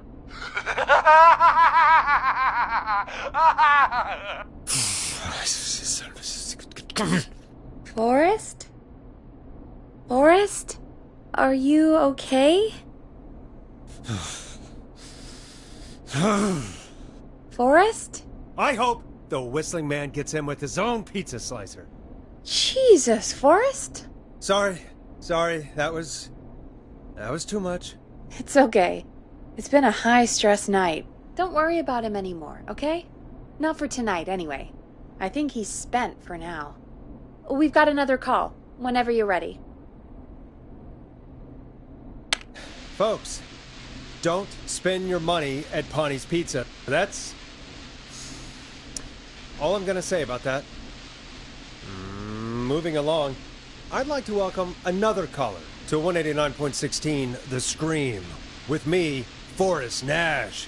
Who may I say is calling? Well, hello again, Forrest. Dawn. Ah, I bet I know why you're calling. I'm sorry I didn't play your song. There's a lot going on. But please? Never mind that now. First, I'm calling because I need your help.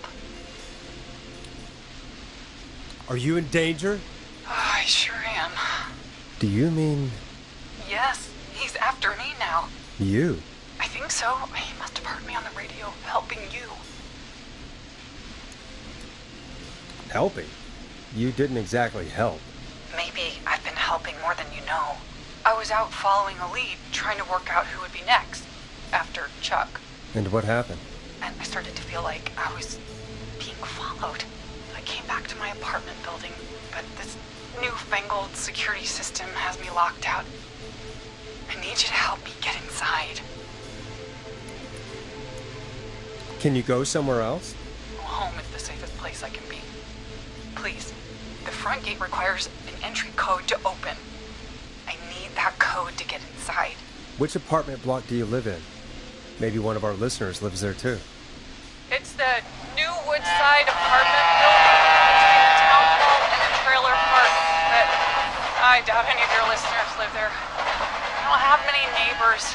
Sounds like a prime piece of real estate. The sound really carries at night. Shit.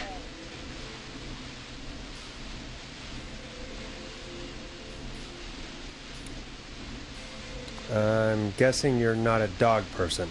No, I'm not. It's my neighbor's dog. Boy, I wish he'd muzzle that thing and... Oh. And now he's blasting David Scopo out of his window. This night can't get any... The whistling man. He's coming down the street. I don't think he's seen me yet. Forrest, please. I need your help. I need the code for that security system, or I'm gonna die.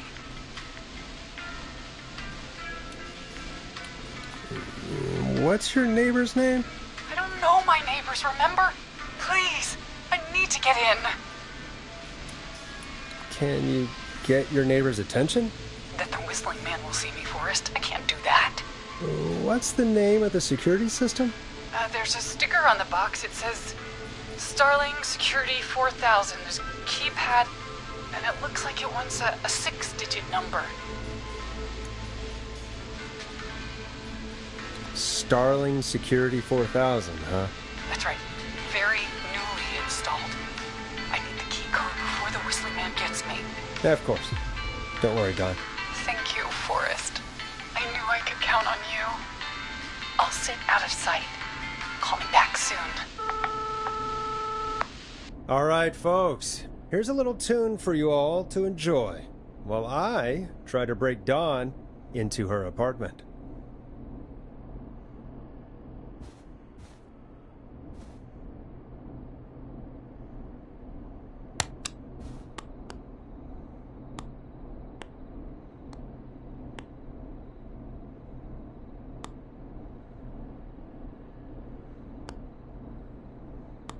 I better put a record on.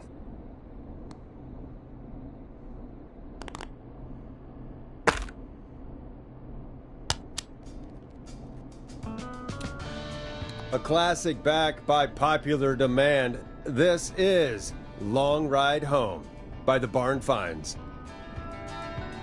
You were pretty quiet there, Peggy. Forrest, was it just me, or was there something... Yeah, it wasn't just you. Something was weird about that. Yeah. Well, tell you what, we have a Starling 4000 or whatever here at KFAM. Clive bought one for the station. Maybe we can find something to help. Well, I'm not sure who, but to help someone.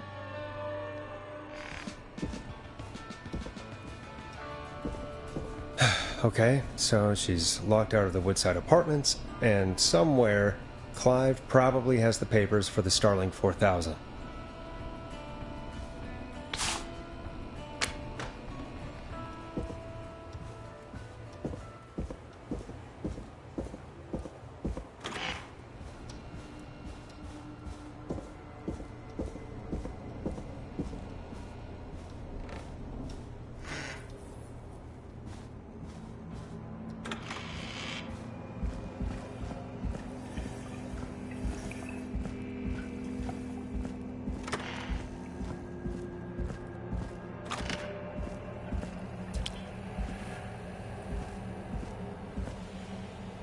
Starling 4000 user manual. Ah, these codes should come in handy.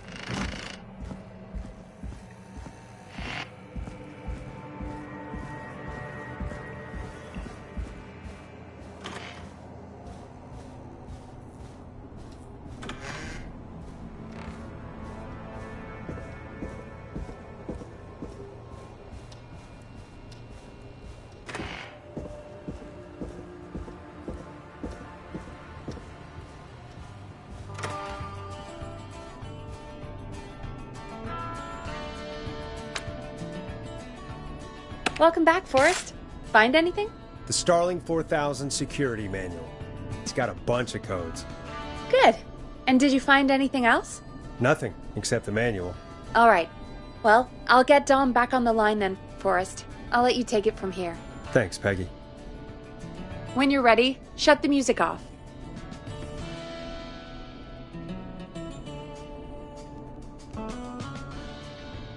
Line 1, whenever you're ready. Don, are you there? This is Forrest Nash from 189.16, The Scream. Oh, thank God you're back. I was so afraid. What's the code to the gate?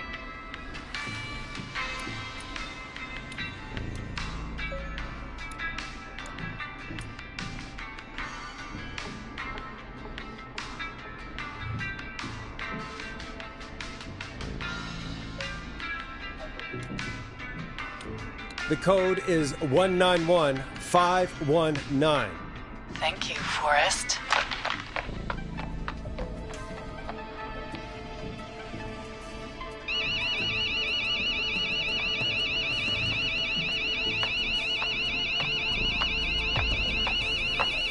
Son of a bitch!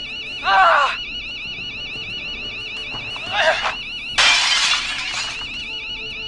Is she?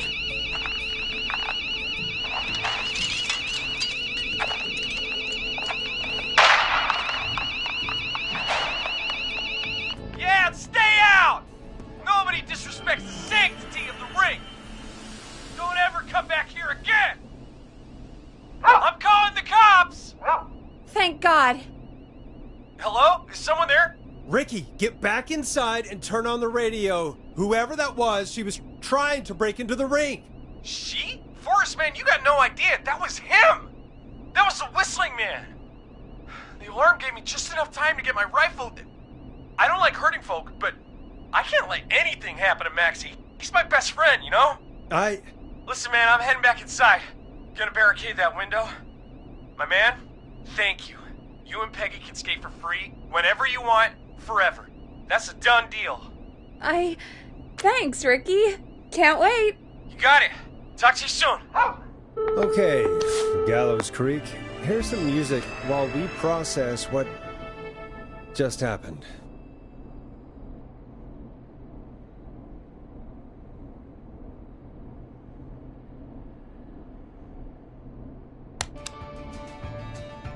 So, the whistling man is a woman?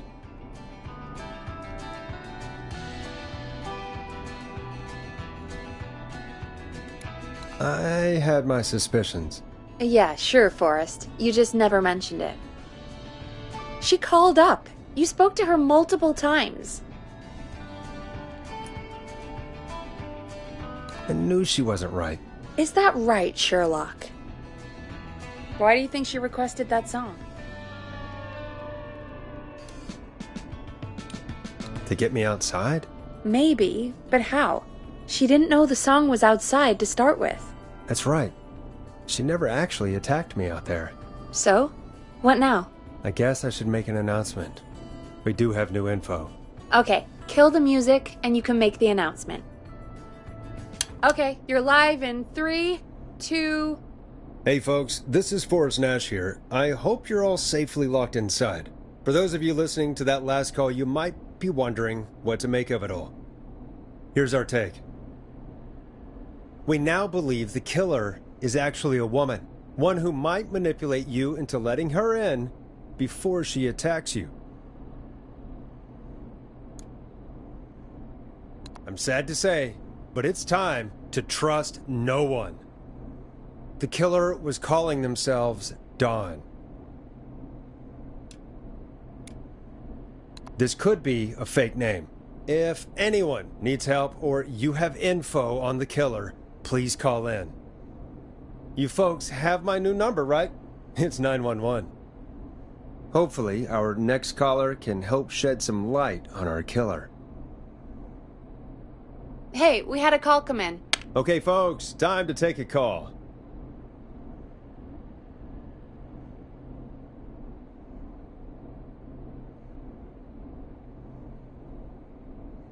This is Forrest Nash, and you're listening. Please help me. My name is Casey Moore. I'm at 25 Nancy Drive. My best friend's been stabbed. He's bleeding everywhere. I don't know what to do. Please help me. Easy. Take a breath. Relax. Okay. We'd been out at the reservoir. We were heading back to his place when we heard this whistling all of a sudden. He just started freaking out. He screamed at me, told me to hide. I'd never seen him like that, and I just panicked and ran and hid in a bush. Oh no. Forrest. Then what happened? He went up the road and talked to someone. I couldn't really hear or see anything. It sounded like he might have known the person, and they just stabbed him. Casey, was his attacker the whistling man?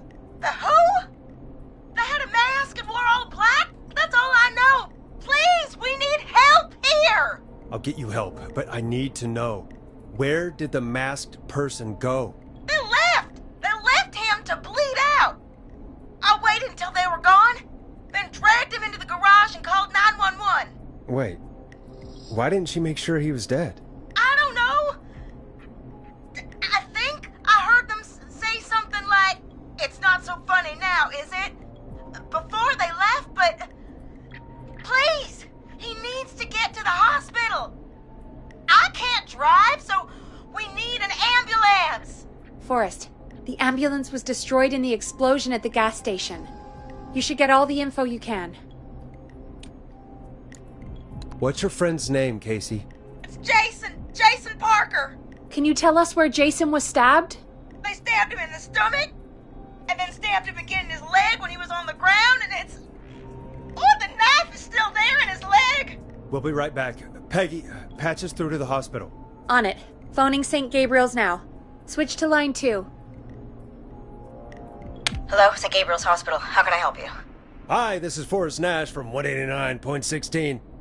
We have a stab victim at 25 Nancy Drive named Jason Parker. He's been stabbed in the stomach and the leg. He's bleeding heavily.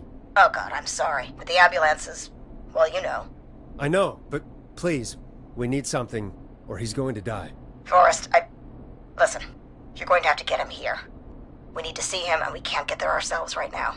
We don't have any way to drive him right now. And even if we did, he's bleeding out fast. All right, listen. We need to buy him time to get here. That means stopping the blood first, and then finding someone to stabilize him. To stabilize him, you really need someone with first aid training. Do either of you have any? No. Me neither. Damn it.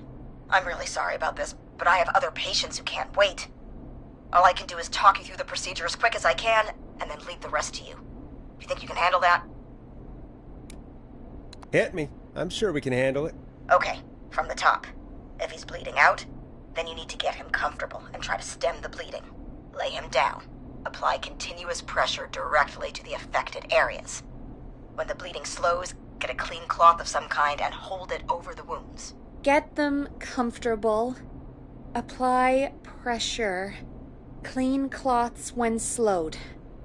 Got it, I think. You said he was stabbed, right?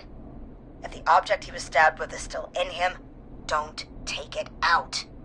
It's stopping the worst of the bleeding right now. If anything, you should secure it so it stays where it is. I wouldn't have thought of that. It makes sense, though. God, that was a lot of info. But I think we can handle this. Glad you got it so far, because there's more to go. I'm still with you, Doc. What else do we need to know? If he's lost a lot of blood, he may enter shock. If he does, act fast. If you applied a cloth and it's bleeding through, don't remove it. Just apply another on top of it. If it's safe, elevate his legs to get blood circulating to his vital organs. Try to keep him warm. Get him to rest and reassure him. We need the patient to stay calm. All right, don't replace bandages. Elevate his legs. Keep him warm and calm. This is a lot. I'm really sorry. That's as much as I can give you right now. Try to stop the bleeding, find someone to get him stabilized, and get him here as quick as you can. Good luck. All right, Forrest. Casey's still on line 1. Hello? Hello? Forrest, are you there? I'm here. How is Jason doing? Badly. He's still bleeding. I need help. I've been putting pressure on his stomach wound since you left, but he's still bleeding. I don't know what to do. That's good, Casey. The nurse said to do that. What about the knife in his leg? It's gotta be hell. Should I pull it out? No, don't touch the knife. The bleeding will get worse if you pull it out. Are you sure? I'm sorry. I'm gonna stop making suggestions. No, don't worry, Casey. We're a team here. We're all going to get Jason through this. Casey, is his leg wound bleeding right now? I hate looking at that knife. Yeah. It's bleeding. His stomach is worse, though. All right, I think we need to leave that knife alone. All right. I'll just keep putting pressure on his stomach for now. Forrest, can I have a word? Casey, I'm going to have a quick word with Peggy. Keep putting that pressure on and let us know when the bleeding is under control. You're doing great. But what if something happens? We'll still be here. Just shout if you need anything, and we'll be there. I promise. Okay. I'll wait. Jason, please be okay.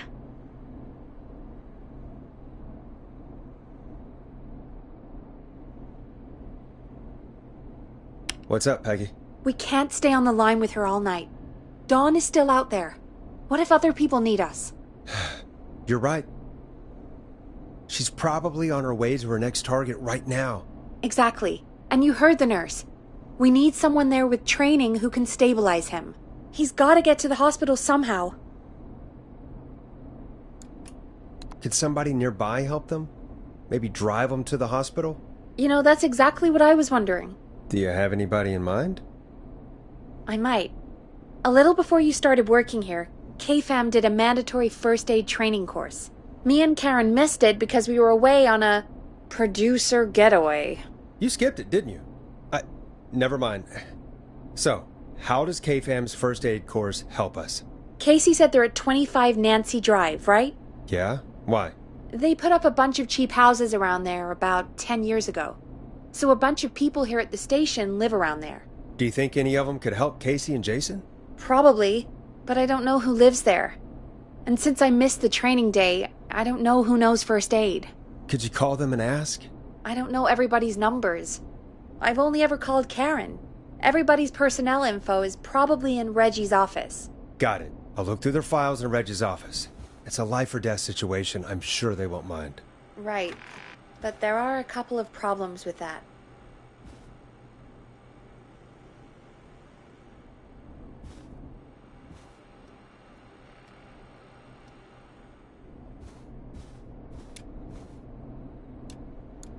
Go on. It's sensitive information, so Reggie probably locked it in his safe. Great. Great. Do you have any idea what the combo for the safe could be? Not a clue. Reggie's a serial note-taker, though. Maybe something in his office will give it away. Right. There is something else. I'm not gonna like this, am I? Have you ever heard, "The future is floppy"? Peggy, what the hell are you talking about? I'm talking about floppy disks. Floppy disks are like these futuristic things that have information on them. You put them in a computer and they do something. Peggy, I know what a floppy disk is. Anyway, Reggie decided that the future is floppy and started phasing out our physical records and replacing them with these floppy disks. I imagine it's the same for our personnel files. That's good to know. Since we haven't heard anything from Casey, I'm guessing Jason's okay for now. I'll check out Reggie's office and see what I can find. You'll need a key for that. I'll just slide it under my door now. Thanks, Peggy. I'll just have to look around.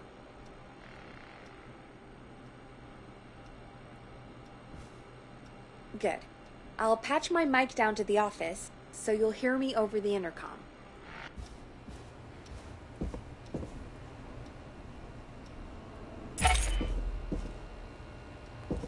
I'm not getting in there tonight.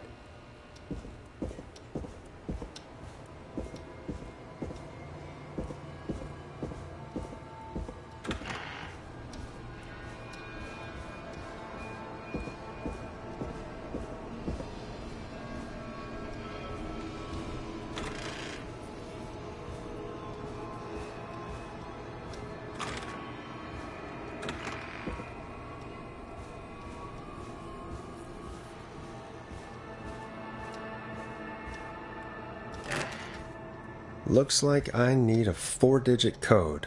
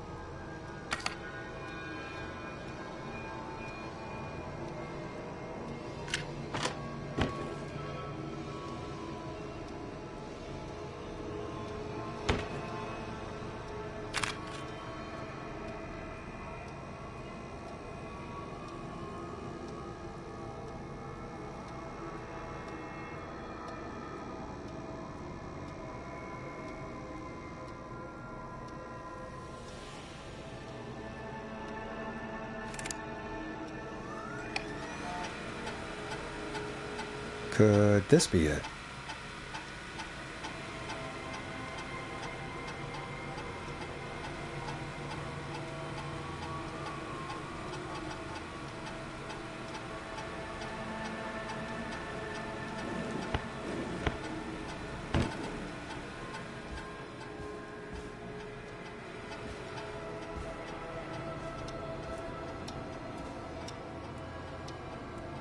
Nope, that's not working.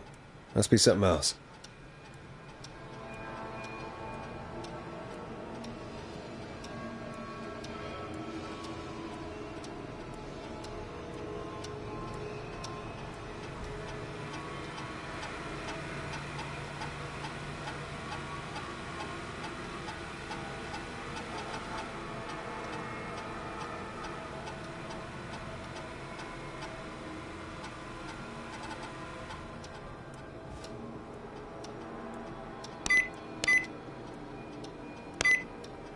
Nice.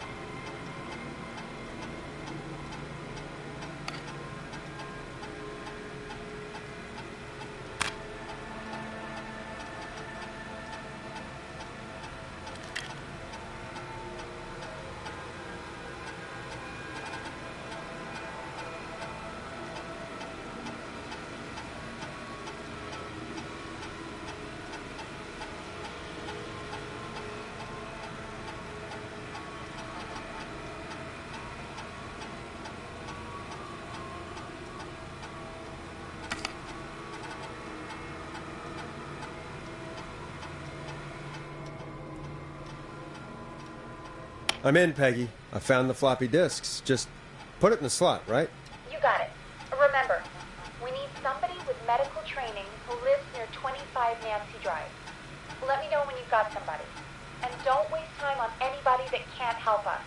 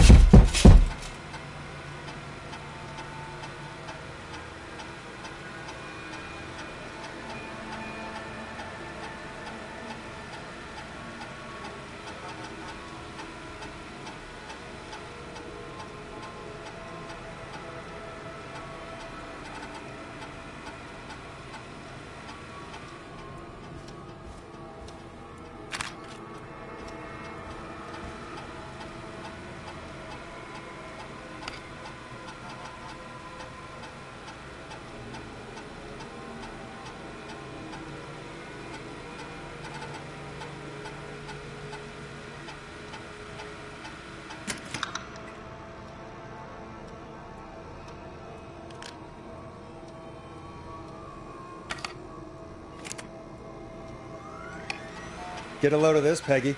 Apparently, I'm a lone wolf type. Forrest, what are you doing? We don't have time for this.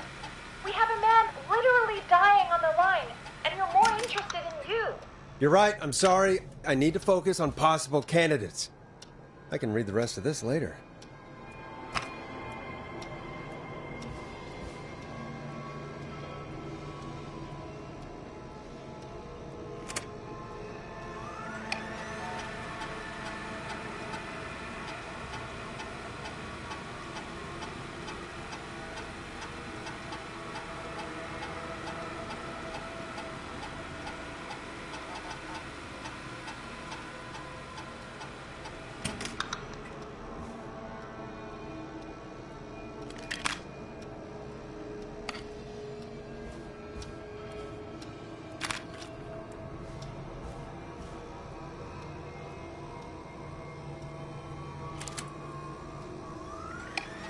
Hey, Peggy. I think Reggie's on to you and Karen. Maybe don't bring those little drink umbrellas into work for a while. What? Why are you reading my file? You need to find someone who can help Casey. We already know I can't. Don't waste time. You're right. I'm sorry. I need to focus on possible candidates. I really shouldn't have read both. We're in a hurry.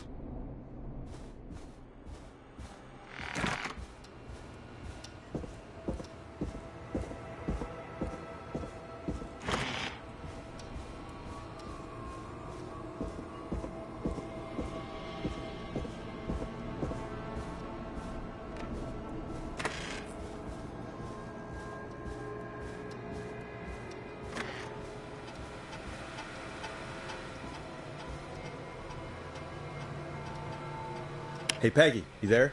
Yeah, I'm here. Did you find what we need? I think I know who our best bet is to help Casey and Jason. All right, good work. Who should I... Hello? Is anybody there? Please pick up. Casey, I'm here. What's wrong? Jason started going pale. I tried to get him to rest, but he just threw up everywhere. What's happening? What do I do? Peggy? I'm drawing a bit of a blank here.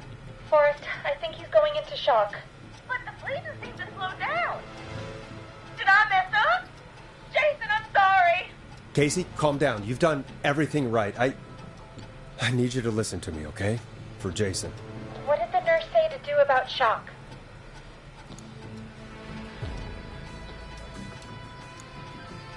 Casey, I need you to prop Jason up. We need to raise his wounds.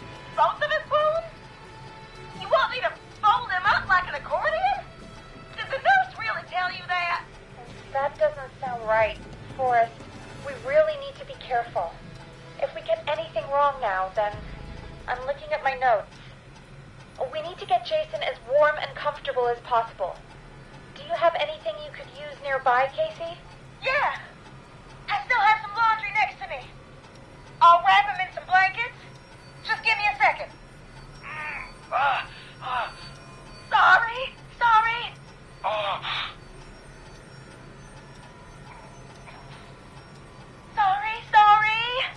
I'm done. You're gonna be okay, Jason. Just relax now, okay? Forrest, I'm scared. He's not doing well. Is he gonna... Jason is going to be fine. Just make sure he knows he's going to be okay, okay? Okay. Please. I can't give him what he needs. Please send help. I can't lose him. All right, Forrest, we need to hurry. Jason doesn't sound like he's doing too well. You said you knew who to call earlier? Who was it?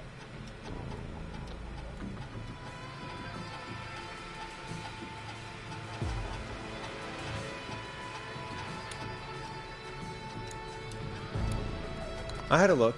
Karen lives nearby. Let's call her. Really? If you say so. Karen it is, I guess.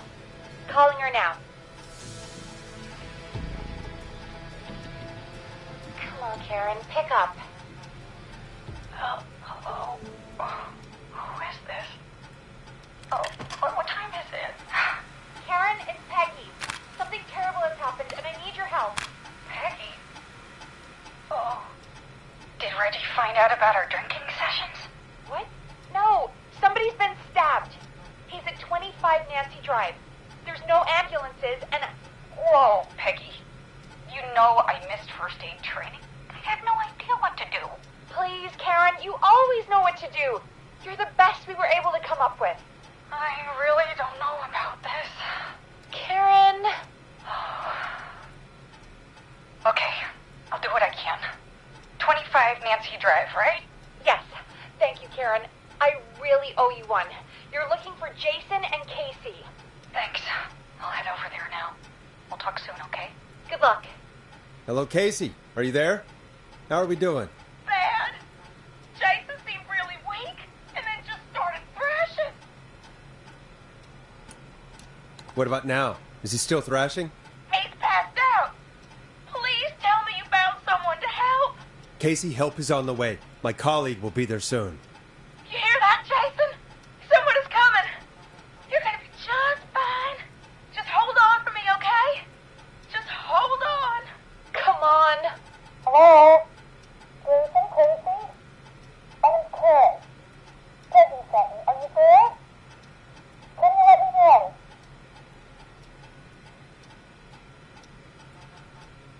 Oh boy. He's definitely been stabbed. I'm gonna need you here, Casey. It's gonna be all hands for this one. Okay. Forrest, we'll call you back later. I have to go now. Good luck, everyone. God, I hope he's gonna be all right. And with that, the show moves on. We're sending our best wishes to Jason. Well, after all that excitement, I think we could use some music. Come back upstairs when you're ready.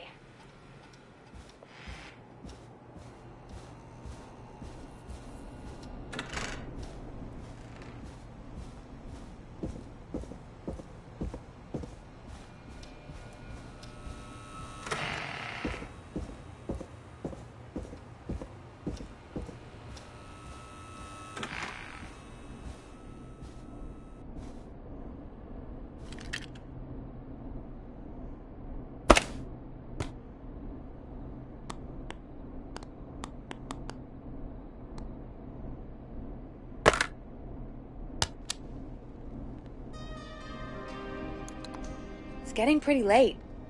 This might be your last break for the night, so try to enjoy it. Give me a buzz when you want to go back on air. Let's roll. You got it. We've got another call coming through, too. Time to turn the music off.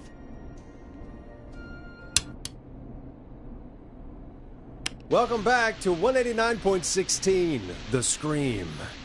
I believe we have another caller on the line. How are you tonight, caller? Forrest, it's me, Roller Ricky. Oh, and Maxie's here too.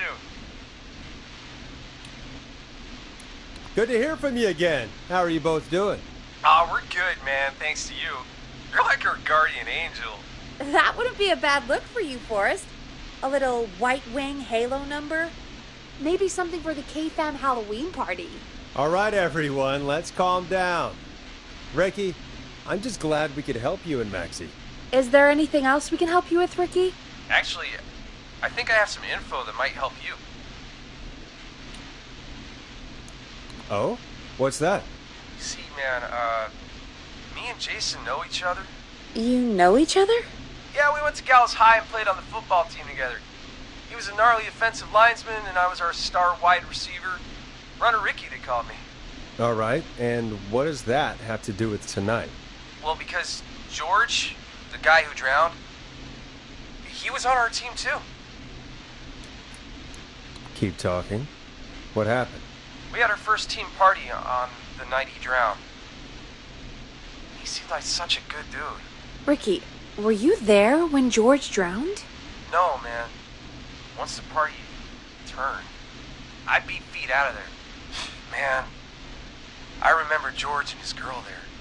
There was a whole lot of love, man. I could see it, you know? Ricky, please. What was her name? I never got her name, man. He just called her Bean. I didn't really know her before or see her after that. Then what did she look like? Please, tell us anything you remember. I just remember a pretty girl, man. I'm sorry. Ricky, you said the party didn't last long. What happened? We were just having a good time, and then the next thing I knew, everyone was running for their life. I looked up and saw a goddamn whistling man in the trees. And I never ran so fast in my life. I ran straight home. Didn't know about George until next morning at school. I'm guessing it was whistling night, wasn't it? That the whistling man was just another kid. Yeah. I don't know how George died, but I always felt like if anyone deserved to die that night, it should have been me. And Ricky, it wasn't your fault. You're not a bad person. I know that now, man. It took a long time to learn, but yeah, just thought I'd tell you all what I know. Thank you, Ricky. This helps. Thank you. You got it, man. Anyway, I think it's time for me and Maxie to free up your phone lines. Thanks for listening, man. I'll let you to it. Night, Ricky. All right, folks. Looks like we got a new lead in the case. If anyone has any info about this mysterious being, please call in. If she was George's girlfriend back then, she's probably in her mid to late 30s now. Huh. Oh, we have another call coming in, but hang on. What's up, Peggy?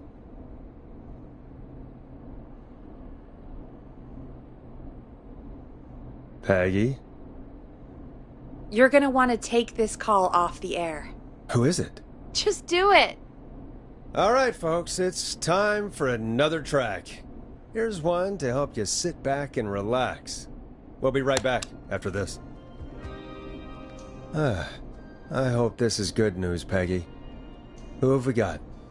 Find out for yourself on line 1. Hello? Forrest, I'm glad I got back through to you. Sounds like it's been a busy night, huh? Surprise! It's Leslie, our 911 operator, leading the charge from Henderson to come save us. It's so good to hear from you. Are you okay? We're doing okay. Sarah and I are both happy to be headed back home. We're happy to have you too. Wait, Sarah? Oh, yeah, I mean Deputy Martinez. Anyway, we got back into radio range a little while ago. We've been listening in, but haven't been able to get through until now. It's been non-stop since you left. Please tell us you're bringing help. You bet! I'm leading a whole goddamn squad towards Gallows Creek as we speak. Turns out somebody had cut the phone lines. They had no idea what was happening. That's great news! That's crazy about the phone lines, though. Do you think the Whistling Man cut them? I'm guessing so. I don't know how the Whistling Man did it. But that doesn't matter right now. Listen, we're coming in hot, but we need your help. I know Gallows Creek isn't a big town, but if we don't know where the Whistling Man is, we can't get him. Her. That's where you come in. You can count on us. What do you need? It might be a long shot, but here goes. The Whistling Man already called up a few times. I bet she calls again. We're still a little ways out of town, so if she calls, stall her. Buy as much time as you can for us to get in. And while you're talking to her, try to figure out where she is. We'll be listening in, so once her location is known, we'll head straight there and end this nightmare. I'll do my best. I know you will. Heck, I can see the headlines now. Forrest Nash's interview of a lifetime. Anyway, I'll radio the other cars and tell them the plan is a go. Hopefully the next time I see you, it'll be with our killer behind bars. Take care now. We'll see you soon, Leslie. Oh, thank God. It sounds like this is almost over. We're nearly through this. Best we don't waste any time then. Let's get back on air. You got it.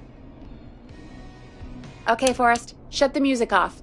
Bringing you back live now. Welcome back to The Scream with me, Forrest Nash.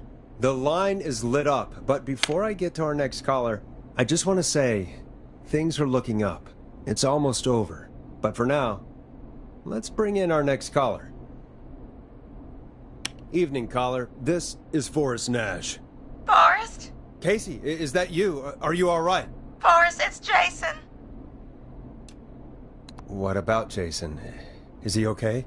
He's gone. Oh, Jason. Your friend.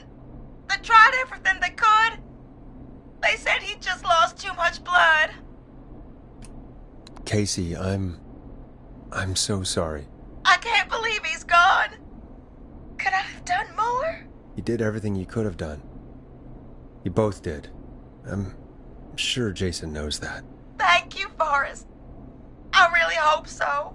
Hey, guys, I'm really sorry, but there's a call on the other line. I just need to make sure we don't have another situation brewing. It's all right, Peggy. I understand. Do what you need to do. Thank you, Casey. I'll be right back. Forrest? Yes, Casey? Before Jason passed out, I asked him who did this, and I think he knew who attacked him. Are you serious? Yeah. He said it had to do with a boy named George Barrow? It all keeps coming back to George Barrow. He said that George died during... God, what was it? Whistling night? Some kind of prank night. And that the person who stabbed him wanted revenge for George. Casey, are you absolutely sure this is what Jason said? Yeah, I think so. Jason still seemed with it when he was telling me. So I don't doubt what he said. Did you say Jason told you who the Whistling Man is? He did. He said it was a woman. They went to school together. Somebody called What? What happened? Are we still on air? No, we're not. Seems like the power is completely gone. How do we get it back on? I don't, we can use the emergency generator down in the basement. Reggie picked it up a while ago in case we ever needed to do an emergency broadcast. An emergency broadcast? Emergency? You know, nuclear war, alien attack, broadcasting a serial killer so we can end this nightmare. Fair point. It's in the storage area, in the far back corner, up on the wall. You might have spotted it earlier when you were digging around for all those tapes. It'll have a big red button. Just press that. I'll see you when you're back.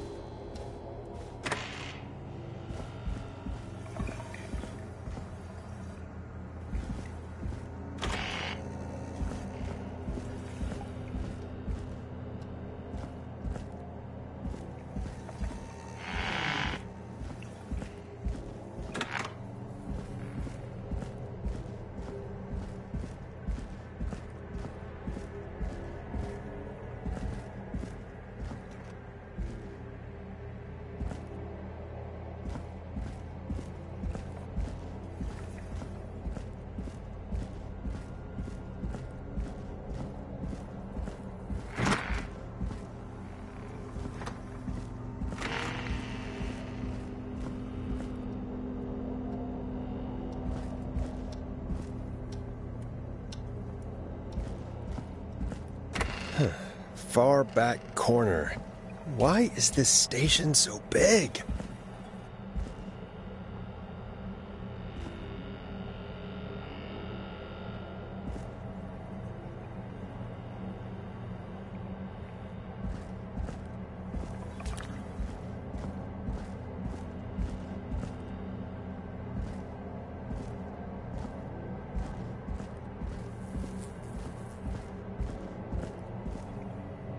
That must be it. Boom! We've got power.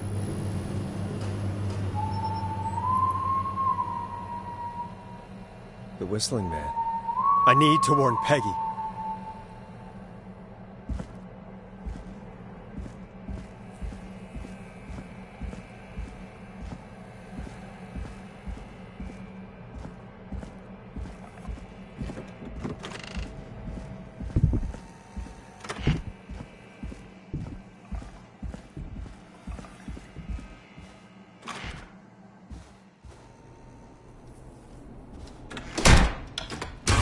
Hell?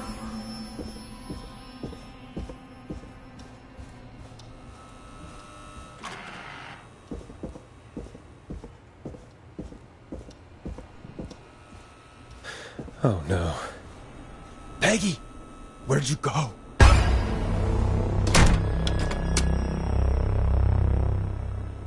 No way. This can't be happening.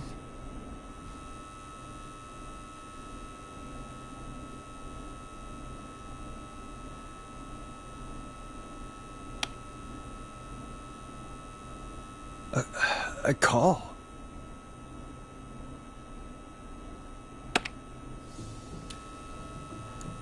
What do you want?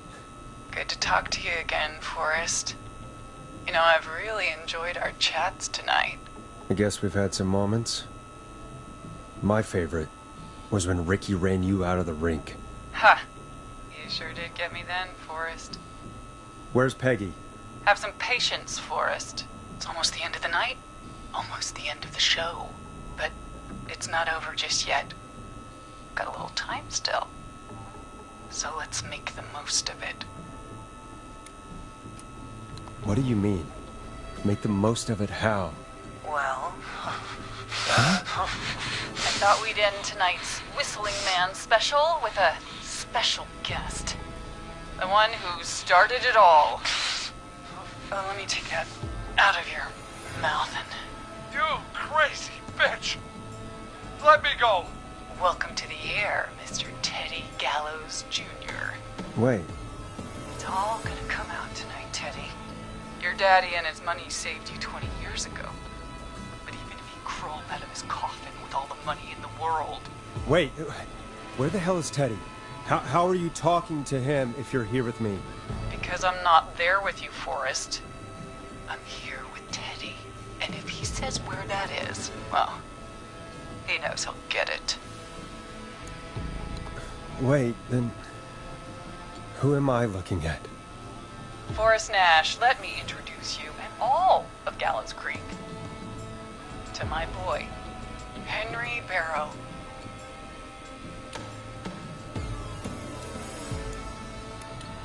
Hi, Henry. Nice to meet you. Don't mind him. He's just shy. So there were 2 whistling men tonight. Of course. That explains how you were always able to get around town so quickly. Hang on. Did you say Barrow? Then... are you... Let me just get this mask off. Damn uncomfortable thing. No wonder Mooney went crazy wearing this. There we go. Marie Campbell?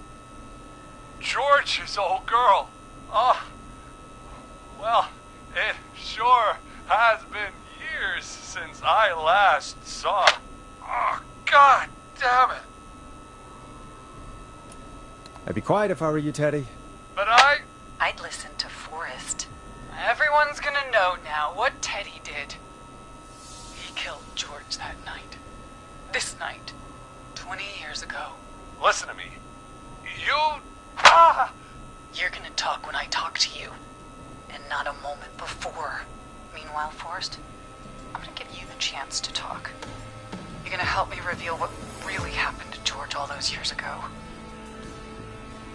Okay, Marie. I'll do it. Good. Then let's talk about the night George was murdered.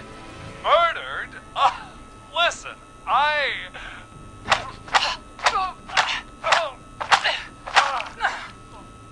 said you speak when you're spoken to.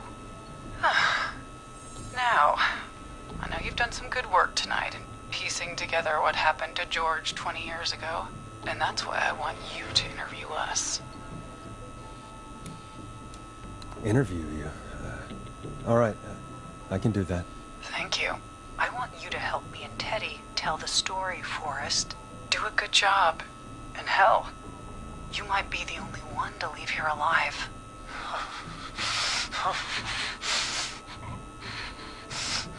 I need to drag this out. If I can buy Leslie time to get back to Gallows Creek, and if I can find out where Marie is, then this can end.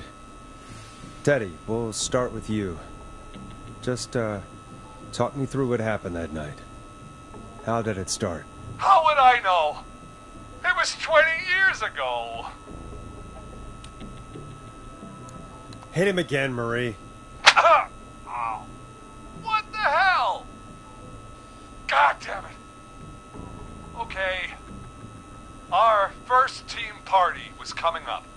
And when I saw the date it was scheduled for, I had an idea for a way we could prank the new guys.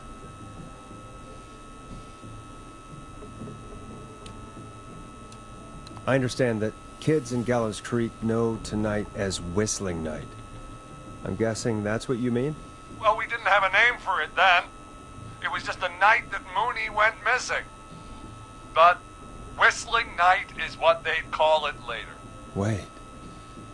You mean this was the first Whistling Night? Keep talking, Teddy. We went up near Whistling Point. God, who was there? Me, Jason, and George, of course. But George didn't come alone. He brought Marie. And Roller Ricky, he was there too, wasn't he? Yes, Ricky was there too. Runner Ricky, our wide receiver. I helped him off the bottle, you know. Because I'm a decent man. Is that so? Yes, it is. He came apart one day. Some people do. He had some issues. Wasn't stable. I didn't want him to hurt his chances in life. So, I helped him keep himself together. You were afraid he would talk about that night, weren't you? Keep talking. About midway through the night, we put the prank into action. We looked up at the trees and saw Jason there. Bloody, like he'd just been stabbed. And the Whistling Man. Everyone screaming. George and I and Ricky, we got left behind. But Ricky was in on it too. I know he was. He and Teddy were as close as anybody. Teddy must have told him the plan. No, Marie, you're wrong. Ricky didn't know. What? Did you miss that part of the broadcast? I spoke to him earlier. He had no idea what was happening. He said he was as terrified as anybody. Isn't that right, Teddy? You didn't tell him, did you? Ricky never could keep his mouth shut. If we told him, he would have given everything away. But well, it doesn't matter. He didn't run his mouth enough to tell anybody about it afterwards. He's still guilty. It was just a stupid prank. Oh, go to hell, Teddy. Oh, come on. Oh, God damn it. You made George think Jason had been murdered. He thought his best friend was dead. And so tonight you stabbed him for real? It's the role he wanted to play. If I'd saved Jason, maybe I could have derailed her for a bit. Enough about him. Me and George took off running, but somehow we got separated in the woods. I ended up near the bottom of Whistling Point, and when I noticed George wasn't with me, I panicked. And then, I don't know how he snuck up on me, but the Whistling Man grabs me. I scream, and he starts laughing, telling me it's just a joke. I could stall for time here. Who was it, Marie? Who was the Whistling Man? I suddenly recognized it was Chuck. Chuck Brody was the Whistling Man. Laughing away. But then he stops. And he's looking up at the top of Whistling Point. What was he looking at? Teddy, what happened next? Nothing. I mean, it was just... Teddy? George fell off Whistling Point. Where were you when it happened? You pushed him. You were up there. You were dressed as the Whistling Man too, and... I didn't push him, God damn it! I just chased him up there, and he kept backing up. When I saw he was about to go over, I reached out. That's what you saw. You liar! It's not my fault. He didn't know it was a joke. If he'd had any brains, he would have realized. You bitch. No one's going to believe this. After all you did. If she's lying, why the cover-up? My future was at stake, Nash. You know what it's like. People like us are bred for bigger things. I'm going to be the mayor of this town, Forrest. And then governor. And then, who knows? What happened that night was tragic. It should never have happened. But it was a mistake. It was just a stupid joke gone wrong. So my father sent Clive out to clean it up. Why should a blip ruin my future? George was a blip? He wasn't a blip, Marie. His father covered it up from there. I searched for George's body all night, but... Sandra found him the next morning while out jazz running. She found him in the river, but she lied about that to protect Teddy. She said something about her rent going up, unless she... Teddy, did your father own Sandra Sharp's dance studio? It's Gallows Creek, not Sharp Creek. Hit him again, Marie. Damn it. Yes. Okay. We own most of the town. That's it then. Your father was going to run her out of business, unless she lied and said she found him in the reservoir instead of the river. What my father did in his business dealings is nothing to do with me. The false reports. That's why you killed Sheriff Matthews, too, isn't it, Maria? Not just to get him out of the way, but... Everyone was in on it, Forrest. Even the coroner wrote a fake report. Said George was drinking. That he just got himself into trouble. And... Fake report? I only heard the tapes. You'd be disgusted by it. For all it's worth, Virginia didn't have much of a choice. She had a sick sister whose treatments she couldn't afford. She played along with the gallows to save her sister's life. And her own. Even still, she should have told the truth. I did my part. I tried everything I could think of. I even went to the newspaper, but no. That coward killed the story.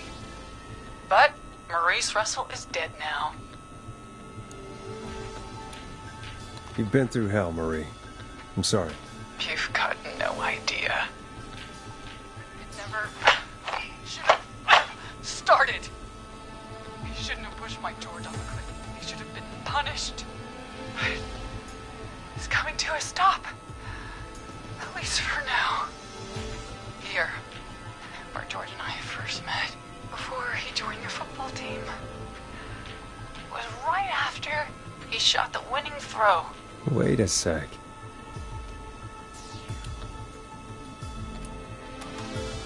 You're at the football field. Jesus Christ! Forrest, you idiot! We're in the gym at Gallows Creek High! I told you not to do that. Wait! He's... dead too now, isn't he? He is. Anyway, I think that about wraps up the interview with Teddy. So... Marie? Where? Oh my god. Peggy! Teddy! Peggy. It's been so long since I've seen your face. I worried you wouldn't come. And here I was, thinking you'd forgot me. I'd never forget my own sister. Forrest seems lost for words. Wanna explain, Peggy? Earlier, while you were speaking to Casey, I got a call. Do you remember? Well, it was from Dawn. She said that my sister Marie was there that night George died, and that I should come to the gym for a reunion. And when you walked in, you found out. That my sister is the Whistling Man. Good to see you too, Peggy. Why didn't you tell me any of this? She said that it was my last chance to see my sister. I knew if I told you, you'd try to stop me or come with me when we need you on the radio. And I just... I'm sorry. This has to be a lot for you. I just... What happened to you, Marie? You just disappeared one day. Disappeared? I was thrown out, Peggy. I begged Mom and Dad to do something about what happened that night, but did they care? No. They told me to stay quiet. They only cared when they learned I'd been with George. And Marie, I'm so sorry. I never knew. it's not your fault. Really, it's Mom and Dad I should be seeing right now. But since they're dead and gone, well, I'll have to settle for the next best thing. You mean Peggy, don't you, Marie? Someone has to pay for what they did. Marie, please. Mom and Dad are gone, Peggy. Besides, you forgot me. Just like the rest. You forgot. Marie, Peggy never forgot about you. Keep your mouth shut. She kept a card from you. She kept it here on her desk. What card? The card you made me for my 8th birthday. What does it say then? Happy birthday, Peg. Now you're great and 8. Love, M. Well, I never forgot you. Well, no one's gonna forget now. Peggy, no!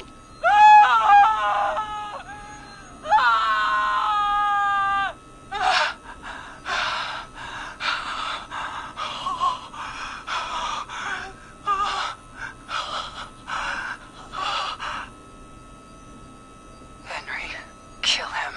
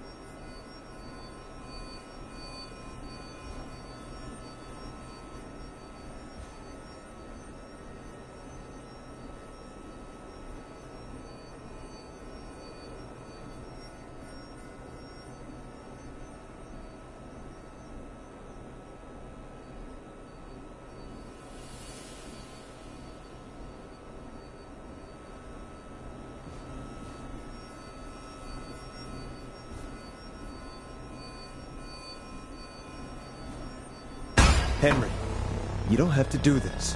There's still time to make the right decision. Henderson police! Freeze! No! Henry! Get out of there!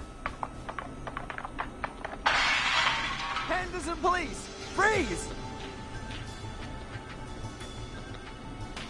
Forrest. Leslie, how's Peggy? She. Oh my god. Peggy, where's Marie? Gone.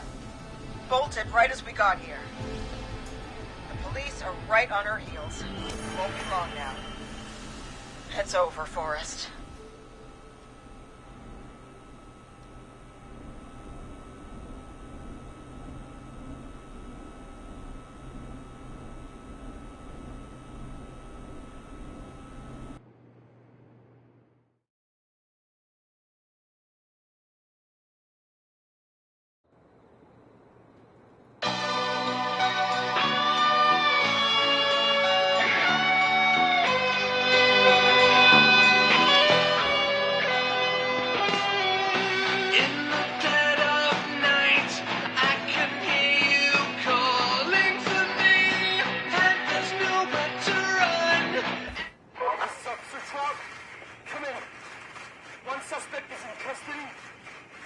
trailed the other suspect into the nearby woods.